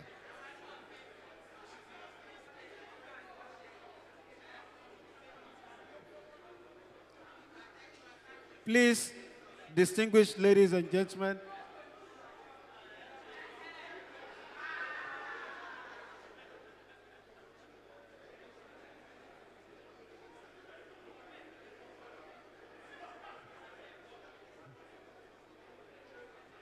Chairman, Lagos Internal Revenue Service,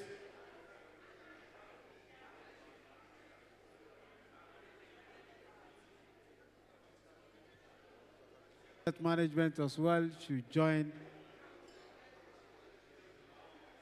LRS is important to us.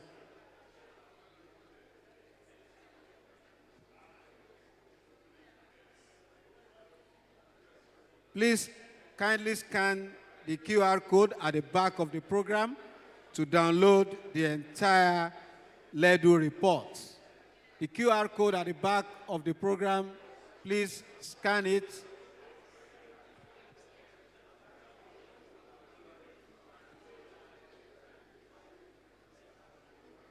Thank you very much.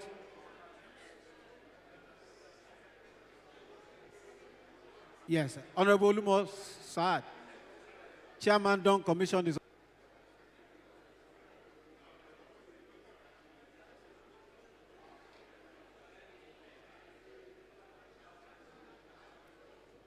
The Economic Intelligence.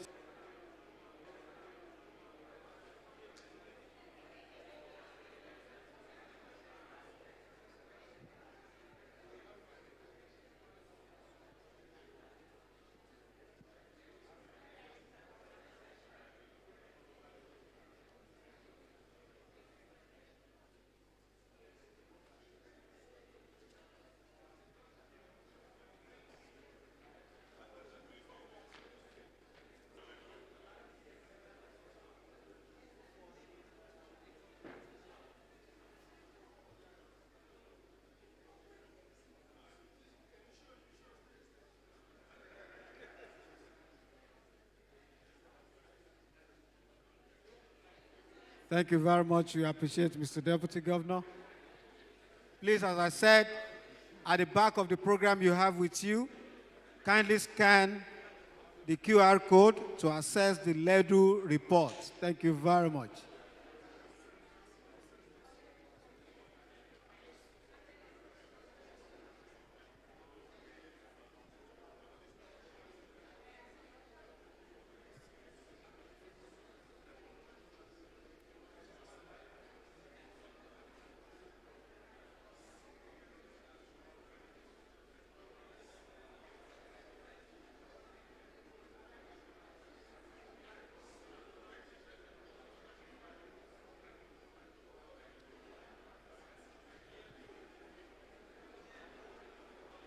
Thank you very much. Please put your hands together for the Deputy Governor once again. Let us take our seat.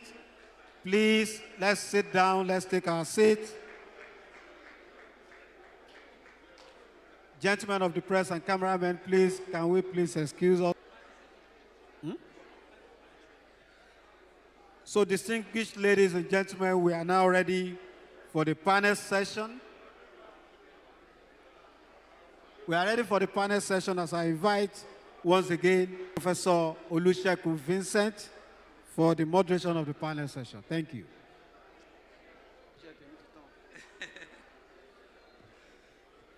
Okay, thank you very much.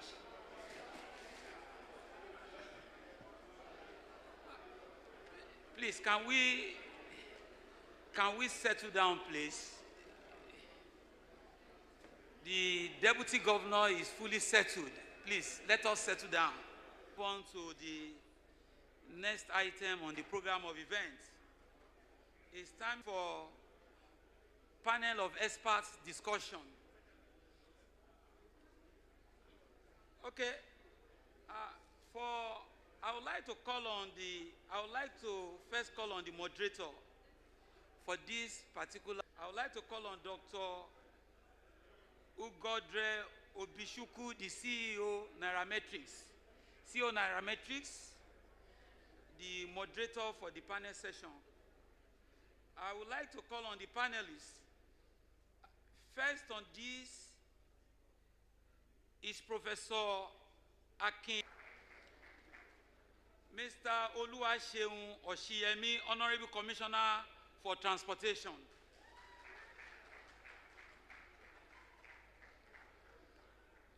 Okay, ably represented by the Permanent Secretary, Ministry of Transport, my friend, Mr. Musa, Mansa Musa. Okay, next is Dr. Mrs. Oluwayemisi Olorunshola, Chairman Board of Directors, Wema Bank.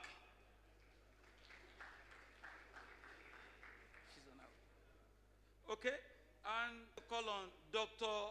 Adedeji Adeniran, Director of Research, Center for Studies of Economics of Africa.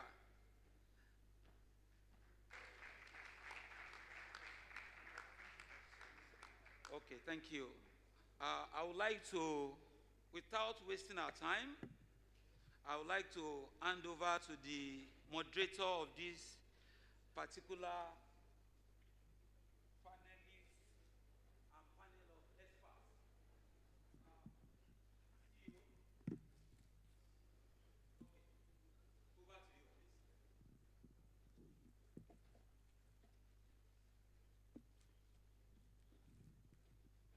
All right. Good afternoon, everyone. Good afternoon, Your Excellency. Thank you so much for having us. Okay, great. And congratulations again to the Lagos State government for this incredible report. Always a pleasure being part of this session.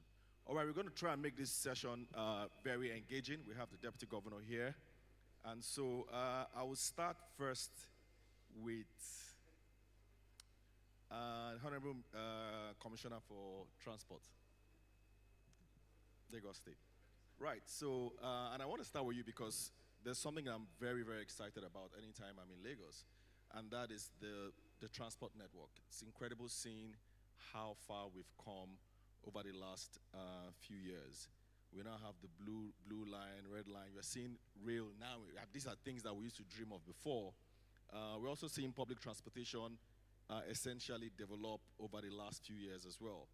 Lagos is truly a metropolis.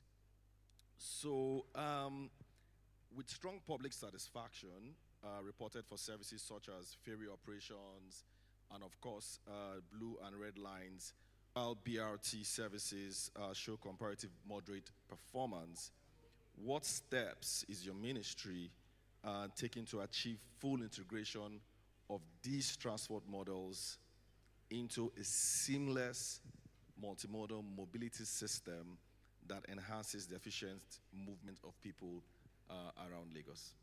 Yeah, thank you very much. The BRT is a very, very important component of our transport infrastructure. Even though during the NSAS, it had a lot of setback with the destruction of a lot of our BRT buses. So it's taking us back years.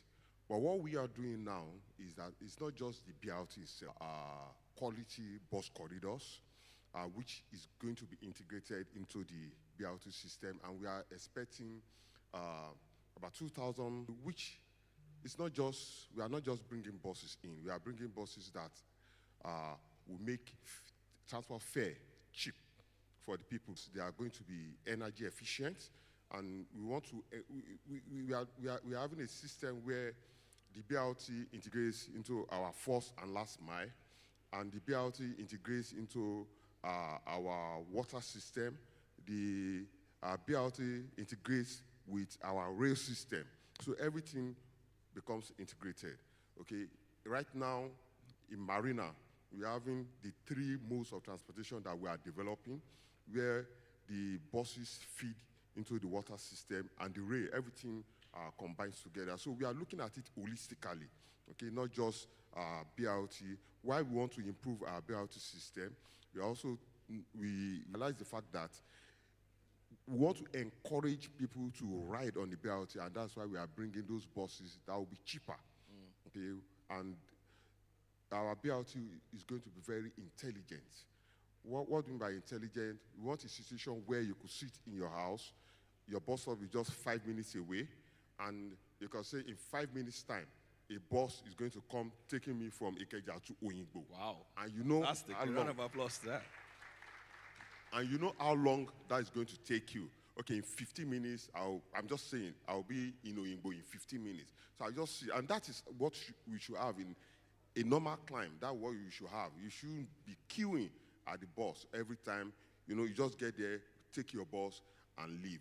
So, and if you are going to go by train, like I'm going to Marina, from there I'm going to Mile 2, okay? Same thing. I can take my bus, and I know that in 15 minutes, when I get to Mile 2, to Marina, there is going to be a train that will take me to Mile 2, and it will take me 5 minutes. So we are looking at it holistically, a system that are interconnected, that works together and speaks to each other. All right, thank you very much. A round of applause to him, please. I'm going to come back to you later, but let me go straight to the Honorable Commissioner for Health. Public health facilities, they say, remains the most preferred option for a lot of Lagosians. However, there has been persistent concerns around accessibility, workforce capacity, service quality, infrastructure deficits, and long waiting times, of course, continues to affect utilization amongst people who use some of these facilities.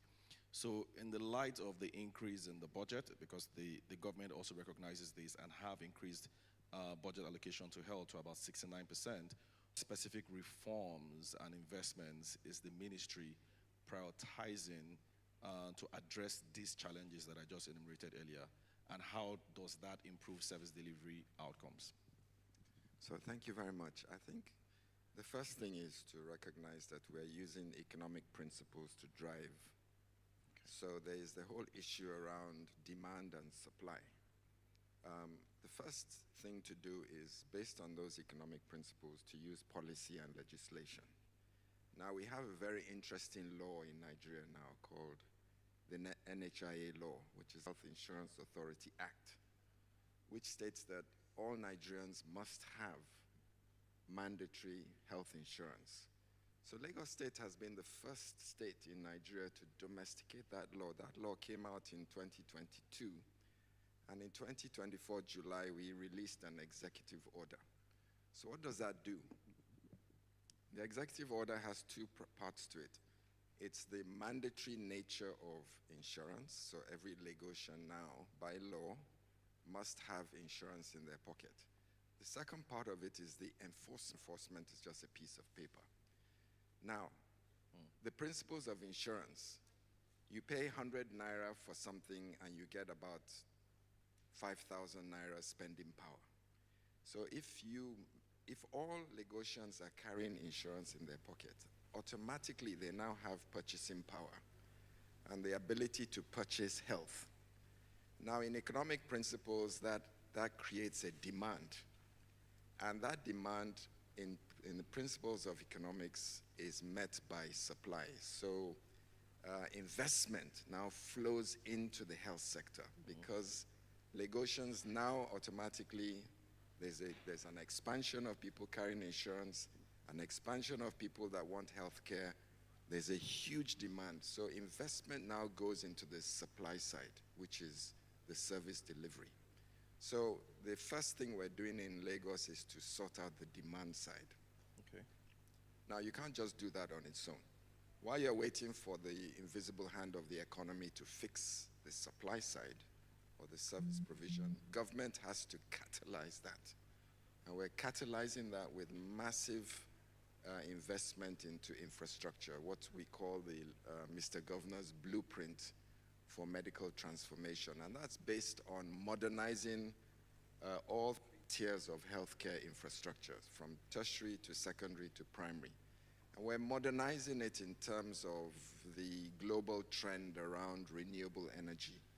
So we put a group of designers together, both Nigerian and international. So we have new prototypes of our, they're naturally cooled, they're ventilated, we pay attention to infection prevention, control, cultural issues. So now we have prototypes for primary, secondary, and tertiary. And if you've noticed across Lagos, we've started to put those designs into reality. If you drive on Osborne, you see the Massey Street, the new Massey. Very, very clever PHC prototypes, which are almost off the grid because they're using complete solar power generation.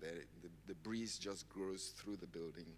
And in the next 5 years, the infrastructure transformation of the state is going to be a completely different thing. So, in summary, give Lagosians purchasing power.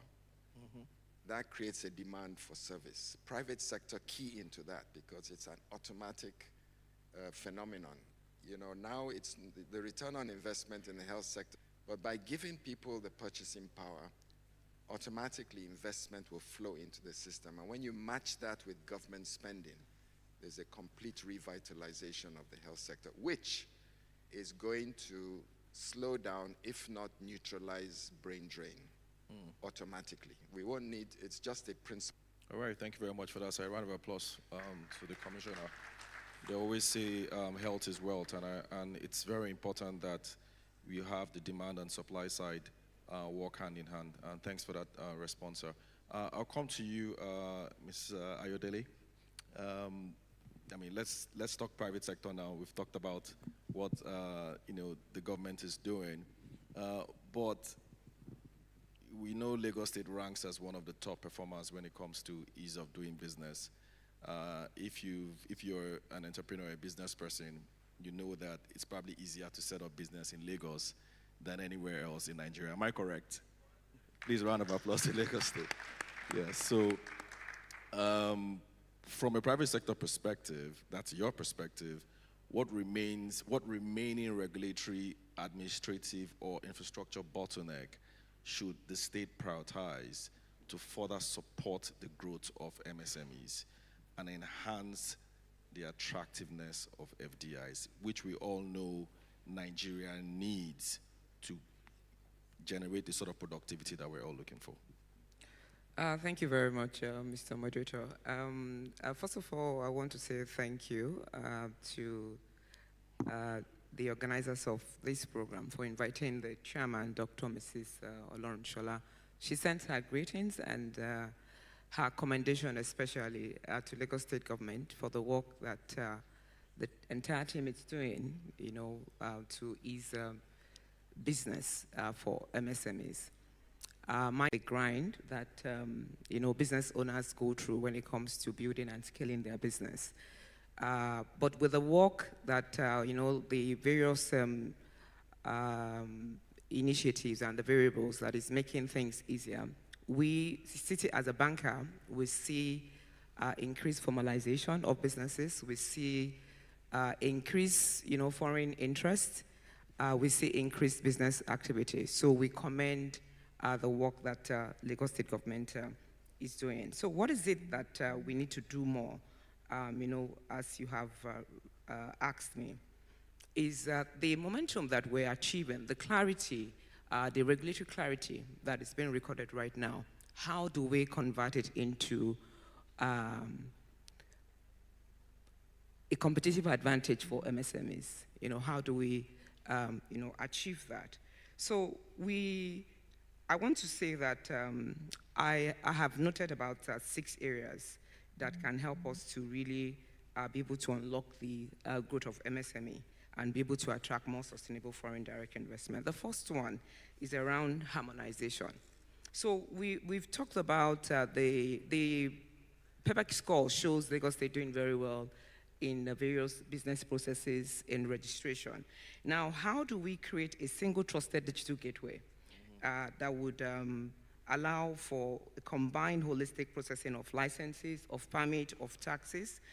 So with standardized timelines and accountable contact point. So for example, how do we create one-stop window for core sectors like manufacturing sectors, like agribusiness, like services? These are core sectors where you find that accelerate, job creation in the MSME ecosystem.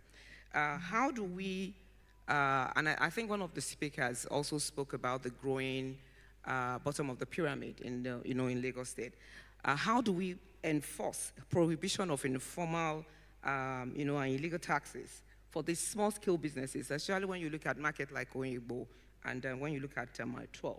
How do we, enforce that? Then number 2, we've talked a lot about infrastructure. We've talked about logistics efficiency. Both the Commissioner for Health, the Commissioner for Transportation have highlighted that. And I'm very pleased, to even hear some of the plans that you have. So what I want to add to what you have said is in the area of power, you had mentioned the issue of grids that you've provided across different locations in the state. Now, for MSMEs specifically, having power stability makes a huge difference in the amount of cash flow that it can generate. Not to talk of, having very efficient logistics, the way you have, highlighted it. So, can the Lagos State also consider investing in microgrids, in locations, clusters, where we have very high demand, to be able to facilitate and unlock growth the way you are planning, to be able to reduce the Jacqua syndrome, like you talked about, even for the business owners. I probably would not be asking whether we can do so, because you already talked about the fact that you have plans. Logistics efficiency is very, very critical when it comes to being able to deliver to the last mile, and being able to plan that in a very efficient manner is also a critical enabler to be able to unlock the growth and job preservation that MSMEs, that they provide. I had noted to talk about the Omeo core project, but then from what you have said and the holistic approach, I would just, leave that. But I also want to mention here that reliable power, and having efficient logistics, they are not luxuries for MSMEs, not at all anymore. It makes a difference in the margin, the cash flow, like I mentioned, that an MSME is able to generate. Number 4, I want to talk about predictability. I think it was Professor Adedipe that talked about the predictability premium when he was also giving his speech. It is a very critical enabler as well, because what it does is that it helps to be able to build trust and accountability. Just like the publication that we have from PEPEC, if you publish quarterly, dashboards on the rates of renewals, permit processing, you publish those statistics, it helps you be able to really establish the trust currency that helps the entire MSME ecosystem to also help them to be able to plan. I would, and then lastly, I also want to talk about the fact we have advisory councils. Can we also ensure that we have the MSME voices, amongst the the council in a way that would also be able to facilitate faster iteration. What it means, and this is something that I see firsthand with the work that I do, that sometimes we come up with ideations about what we wish a design, an ecosystem, a framework should look like. And then what we then face when we introduce them into the market is pushback from the players, the people who are supposed to be able to benefit from that framework. But when you include their voices in it, then it helps to be able to iterate faster, and then we'll be able to achieve the end goal of being able to unlock growth in the MSME sector. I'll just end here now. Thank you. Thank you so much for those comments. I mean, we've talked about logistics issues and the amazing work that the Ministry of Transport is doing. We talked about health is wealth and how important that is. And of course, we've also talked about ease of doing business and why it's important for MSMEs. But let's talk about affordability now, Dr. Adeniro. Affordability is very key, especially when you're going through very tough reforms that we know take time to deliver the kind of goods that we're looking for.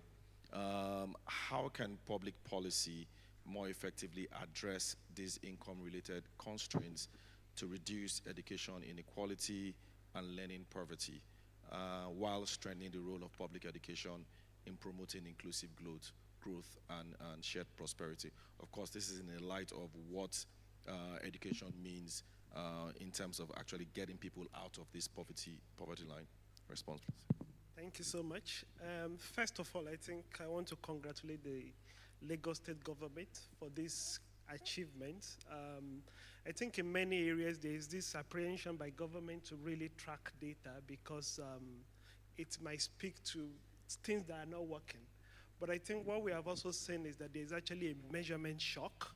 Measurement shock in the sense that when you see where the problem is, you can actually do the right thing. And I think globally that's actually been the story. When globally we started measuring poverty, for the first time and in 3 decades, there was actually a drop in poverty.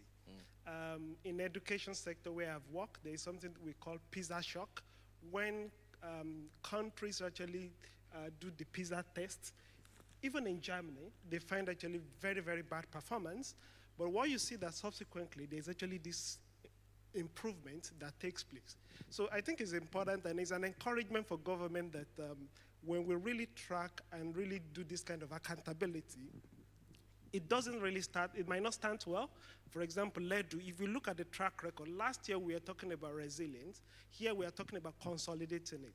But you still look at the national level, we're still talking about how to really mitigate shocks. So it shows that when we begin to track our steps, when we continue to track our process, it really can deliver improvement. And I think on that note, I want to really congratulate the government for doing this. Now, related to your question around how affordability is changing the dynamics of things in the country and what can we do better, especially in the education sector. I mean, everybody really could see that the reforms really had a lot of shocks. And I think one area that we had the shock a lot was also education sector, both directly and indirectly. Before the shocks, a lot of people really think about school fees is free. But when you look at the cost of really education in Nigeria, even among the people that attend public schools, estimates really shows that even households still spend nothing less than between 30 to 50,000 on kids, maybe in terms of food, cost of transportation, uniform, developmental fees, support that you need to really provide it for your kids to actually have good education. All of those costs are there, but all of those have increased. And for that reason, also that really now has to really compete with whether, should I send these kids to school? We need to even eat in the first instance. And that competition really, really affects a lot of things. And I think the report really highlighted the fact that for a number of households, they point to affordability as reasons why maybe they are withdrawing kids from school. And that's affecting even education sector in Lagos State. And I think if we really want to solve the problem, we need to go back to data again. Because data needs to really tell us what should we prioritize in terms of intervention. For example, we know in the past there is school feedings policy in order to bring kids back to school. If we need to really do supplemental feeding, Maybe that would be where the shock is, because we have a lot of food inflation that is affecting a lot of households, whereby household is prioritizing maybe investing in household food resources than really taking them to school. It could be transport, especially in places like Lagos that has a lot of, high transport costs, even for shorter distances. It could be where we might need to usually also invest on. So we need to really, really identify where the priority or where the shocks in terms of the economic reform is for households that we need to really focus on. I think the second layers in terms of what we need to do is we need to focus a lot on looking at the education sector. Where can we really come in, especially for those that are in schools? Because a lot of kids are in schools and they are not learning.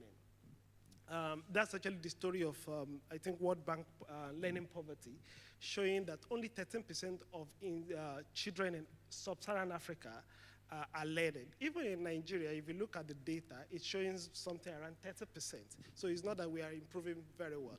Of course, a lot of people will say, what about Lagos? Lagos is actually being affected by a lot of migration. And I think if you talk to teachers, because a lot of people are coming into Lagos every time, you just meet a new set of problems in school system every time. So how do we address these challenges? Again, we need to look at the data. What are the priorities? Who are these kids that are coming in? What are their needs? And how do we address it? Other point, the story about reforms has always been one of the things we prioritize ourselves as what we have done, the Chief Obafemi Awolowo reforms. I think that's one part of the story, but the other part of that story is that the demand for education, because even if Obafemi Awolowo created a lot of schools, there was also a lot of demand for schools. And I think in this room, there will be one or two people that will have experienced maybe their parent or someone really sacrificing a lot for them to go to school. How do we really mobilize community and private sector resources for education? How do we improve that demand? And I think, one, we have to increase the quality of education. It is when people actually get to school and they learn that they really want to really come again. But more importantly, what are the rewards for education sector, which has to do with the labor market? When people actually get jobs, I think you can sacrifice for your kids when you know that the future is brighter with this sacrifice.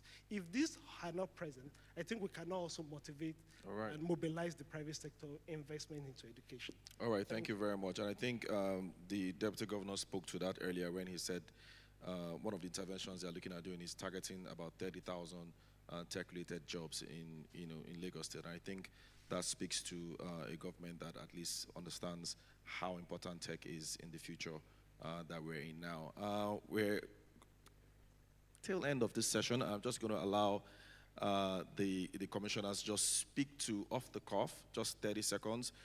We've seen this report already, contains a lot of useful information. I'll start with you first, Commissioner for Transport. What in this report have you seen that might change the trajectory or improve the trajectory of the plans that you have for Lagos State government this year, for Lagos State this year? Yeah, thank you. Firstly, transportation is the hub of the economy. We realize the fact that for our economy to grow, we have to get transportation sector right. And it's something that the government is seriously working. We are successful in this time. You talked about the Omieko. It's not just moving people, it's moving the economy. Okay, when people move, how long do you spend on the road? You reduce travel time. Okay, the Omieko project is to bring people on the waterways. So we reduce traffic, okay, on our roads. I mean, what does that do? Okay, it reduces your travel time on the road. And we are bringing 75 electric ferries. Wow. It reduces the cost of transportation on water. Because the truth is, about 70% of the cost of transportation is diesel fuel. That's for on the water. So when you can reduce that to the barest minimum, okay, and it's cheaper for people, people will go on water. And it's not just fair on the total economy of Lagos State. And the same thing, just like we'll be talking about our red line, our blue line, these are something that we want to make sure that it works better. Now, we have our BITP, that is Bus Industry Transition Program. what is that doing? Is that we want to bring the informal sector of our transport system, we want to formalize it. Okay. What we have right now is that Tom, Dick, and Harry buys a bus, puts it on the road, nobody knows them. So we are organizing them, and we've started. We started just last month, we started at the Lekki corridor. We have registered over 200 buses. Okay, we know who they are. So when they commit infractions, we don't need to run after them. So we can now start developing technology, okay, to monitor them, okay, because we already know them, okay. And even collection of, what is it called? Collection of fares, okay, will be electronic. What we are doing is that your cowrie card can take you on your bus, can take you on rail, can take you on water. So if you just have your card, you can go about Lagos, everything. So eventually, the economy of Lagos State is driven by how effective we in the transport sector can work. Can move people around. Yeah, can move it. Fantastic. Fantastic. I've always said that any state or any economy that has solid transport sector would always move. All right, so we just have less than 2 minutes left. Commissioner, sir. Thank you very much. From you? So we talked a little bit about brain drain. So Lagos State has a very aggressive brain gain strategy. So the first thing you do is you stop the leakage, which is people leaving. The next thing is, how do you fill up the tank? Correct. You can fill up the tank in two ways. You either make more or you attract people back. So we're approaching that in two ways, those two ways. First, we've passed a law in Lagos. In fact, in my experience, it's the fastest law that we've passed in Lagos. And thanks to the members of the House of Assembly that are here, we've passed a law on the new Lagos State University of Medicine and Health Sciences. We're just waiting for Mr. Governor to sign it into assent, and the university will start. So the whole idea around that is to use all our incredible assets in the state, not just training medical professionals at LASUTH, but training them at all our big general hospitals and all our big primary healthcare flagships, and also bringing the private sector, of which we have quite a number of big private sector hospitals, into the whole pot to train. At the moment, we're training about 300 a year. We want to train 3,000. And as you heard Deputy Governor say, you know, what is wrong with Lagos being the human capital production of the world? Yeah. You know, we have thousands and thousands of young people who want to enter medical school, but the quota is so small that they can't get in, but they have the requirements to get in. So we can make thousands and thousands of professionals. The second thing we're doing is to make Lagos attractive for our diasporians to come back home. And one of the ways we're doing that, again, is not just, you know, by enabling the private sector, but again through insurance. I talked about social health insurance. We're working with the NHIA, which is National Health Insurance Authority, and the Lagos State Health Management Agency, to restructure the private sector premiums and base them on actuarial science. At the moment, they're just sort of fluctuating all over the place. There's an unhealthy competition between HMOs, and so they're driving on. But once we fix them into actuarially based tiers, then the providers really get their money's worth. And the moment the providers are happy, those of our healthcare professionals that have left the country can then come back, are going to start eyeing coming back home, because the grass is going to be much greener in Lagos than anywhere else, just like it is for Dirty December. All right, thank you very much for this incredible panel session. We have come to a close. Thank you very much. Thank you.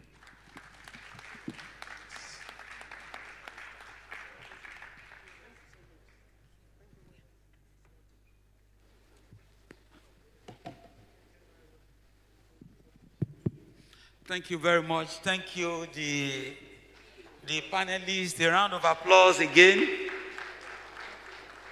I'm sure we enjoyed the brilliant and intellectual discussions around logistics and transportation, health, ease of doing business, and of course, affordability.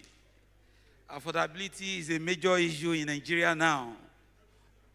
So I believe we'll all have a very, very insightful and fantastic takeaway from this session. It's on that note, Mr. Lekon Balogun for his closing remark and vote of thanks. Thank you. A round of applause for him. His essay to the Governor on Economic Planning and Budget. Mr. Lekon Balogun, thank you.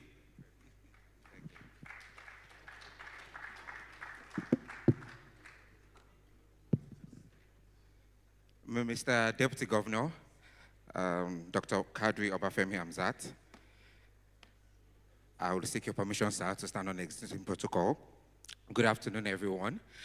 It's both an honor and privilege for me to stand here before you to deliver this vote of thanks. At the closing of this highly insightful and impactful third edition of the Lagos Economic Development Update, today's engagement has once again reinforced the importance of strategic dialogue, data-driven policy, and collaborative action in shaping the economic future of Lagos State.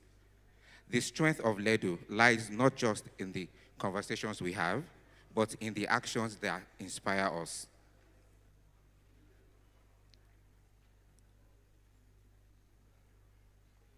On behalf of the Lagos State government, I would like to express our sincere appreciation to the Governor of Lagos State, Mr. Babajide Olusola Sanwo-Olu, ably represented by Mr. Deputy Governor, Dr. Obafemi Kadri Hamzat, the Lagos State House Assembly here present, especially our Chairman, Honorable Saad Lukman Olumo, the Honorable Commissioner for Economic Planning and Budget, Ogbeni Moshopefulu George, for the clear forward-thinking, looking forward keynote and continued leadership in driving economic planning and reform. Our distinguished speaker and panelists, the private sector and industry leaders, for your continued investment and confidence in the Lagos economy. The media, for your vital role in amplifying these conversations and keeping the public informed. Partnerships remain the cornerstone of sustainable development, and today's engagement is a testament to what we can achieve together. I also wish to specially commend the Ministry of Economic Planning and Budget, whose dedication and professionalism have ensured the successful organization of this event. Also, as we conclude, it is important to emphasize the real work that lies ahead. These insights shared today must translate into stronger policies, better implementation, and measurable outcomes for our people. Our collective goal remains clear: to build a resilient, competitive economy that delivers shared prosperity for all Lagosians. As we conclude here today, ladies and gentlemen, your presence, contributions, and commitments have made this edition of LEDU truly impactful. We do not take your partnership for granted, and we look forward to continued collaboration as we advance the economic development of our dear state.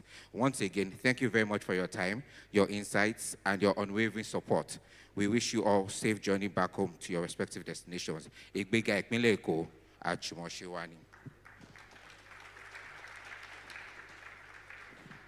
Thank you very much. Please, all wait for Deputy Governor to leave before we leave. Please, let's wait for the Deputy Governor to leave before we leave.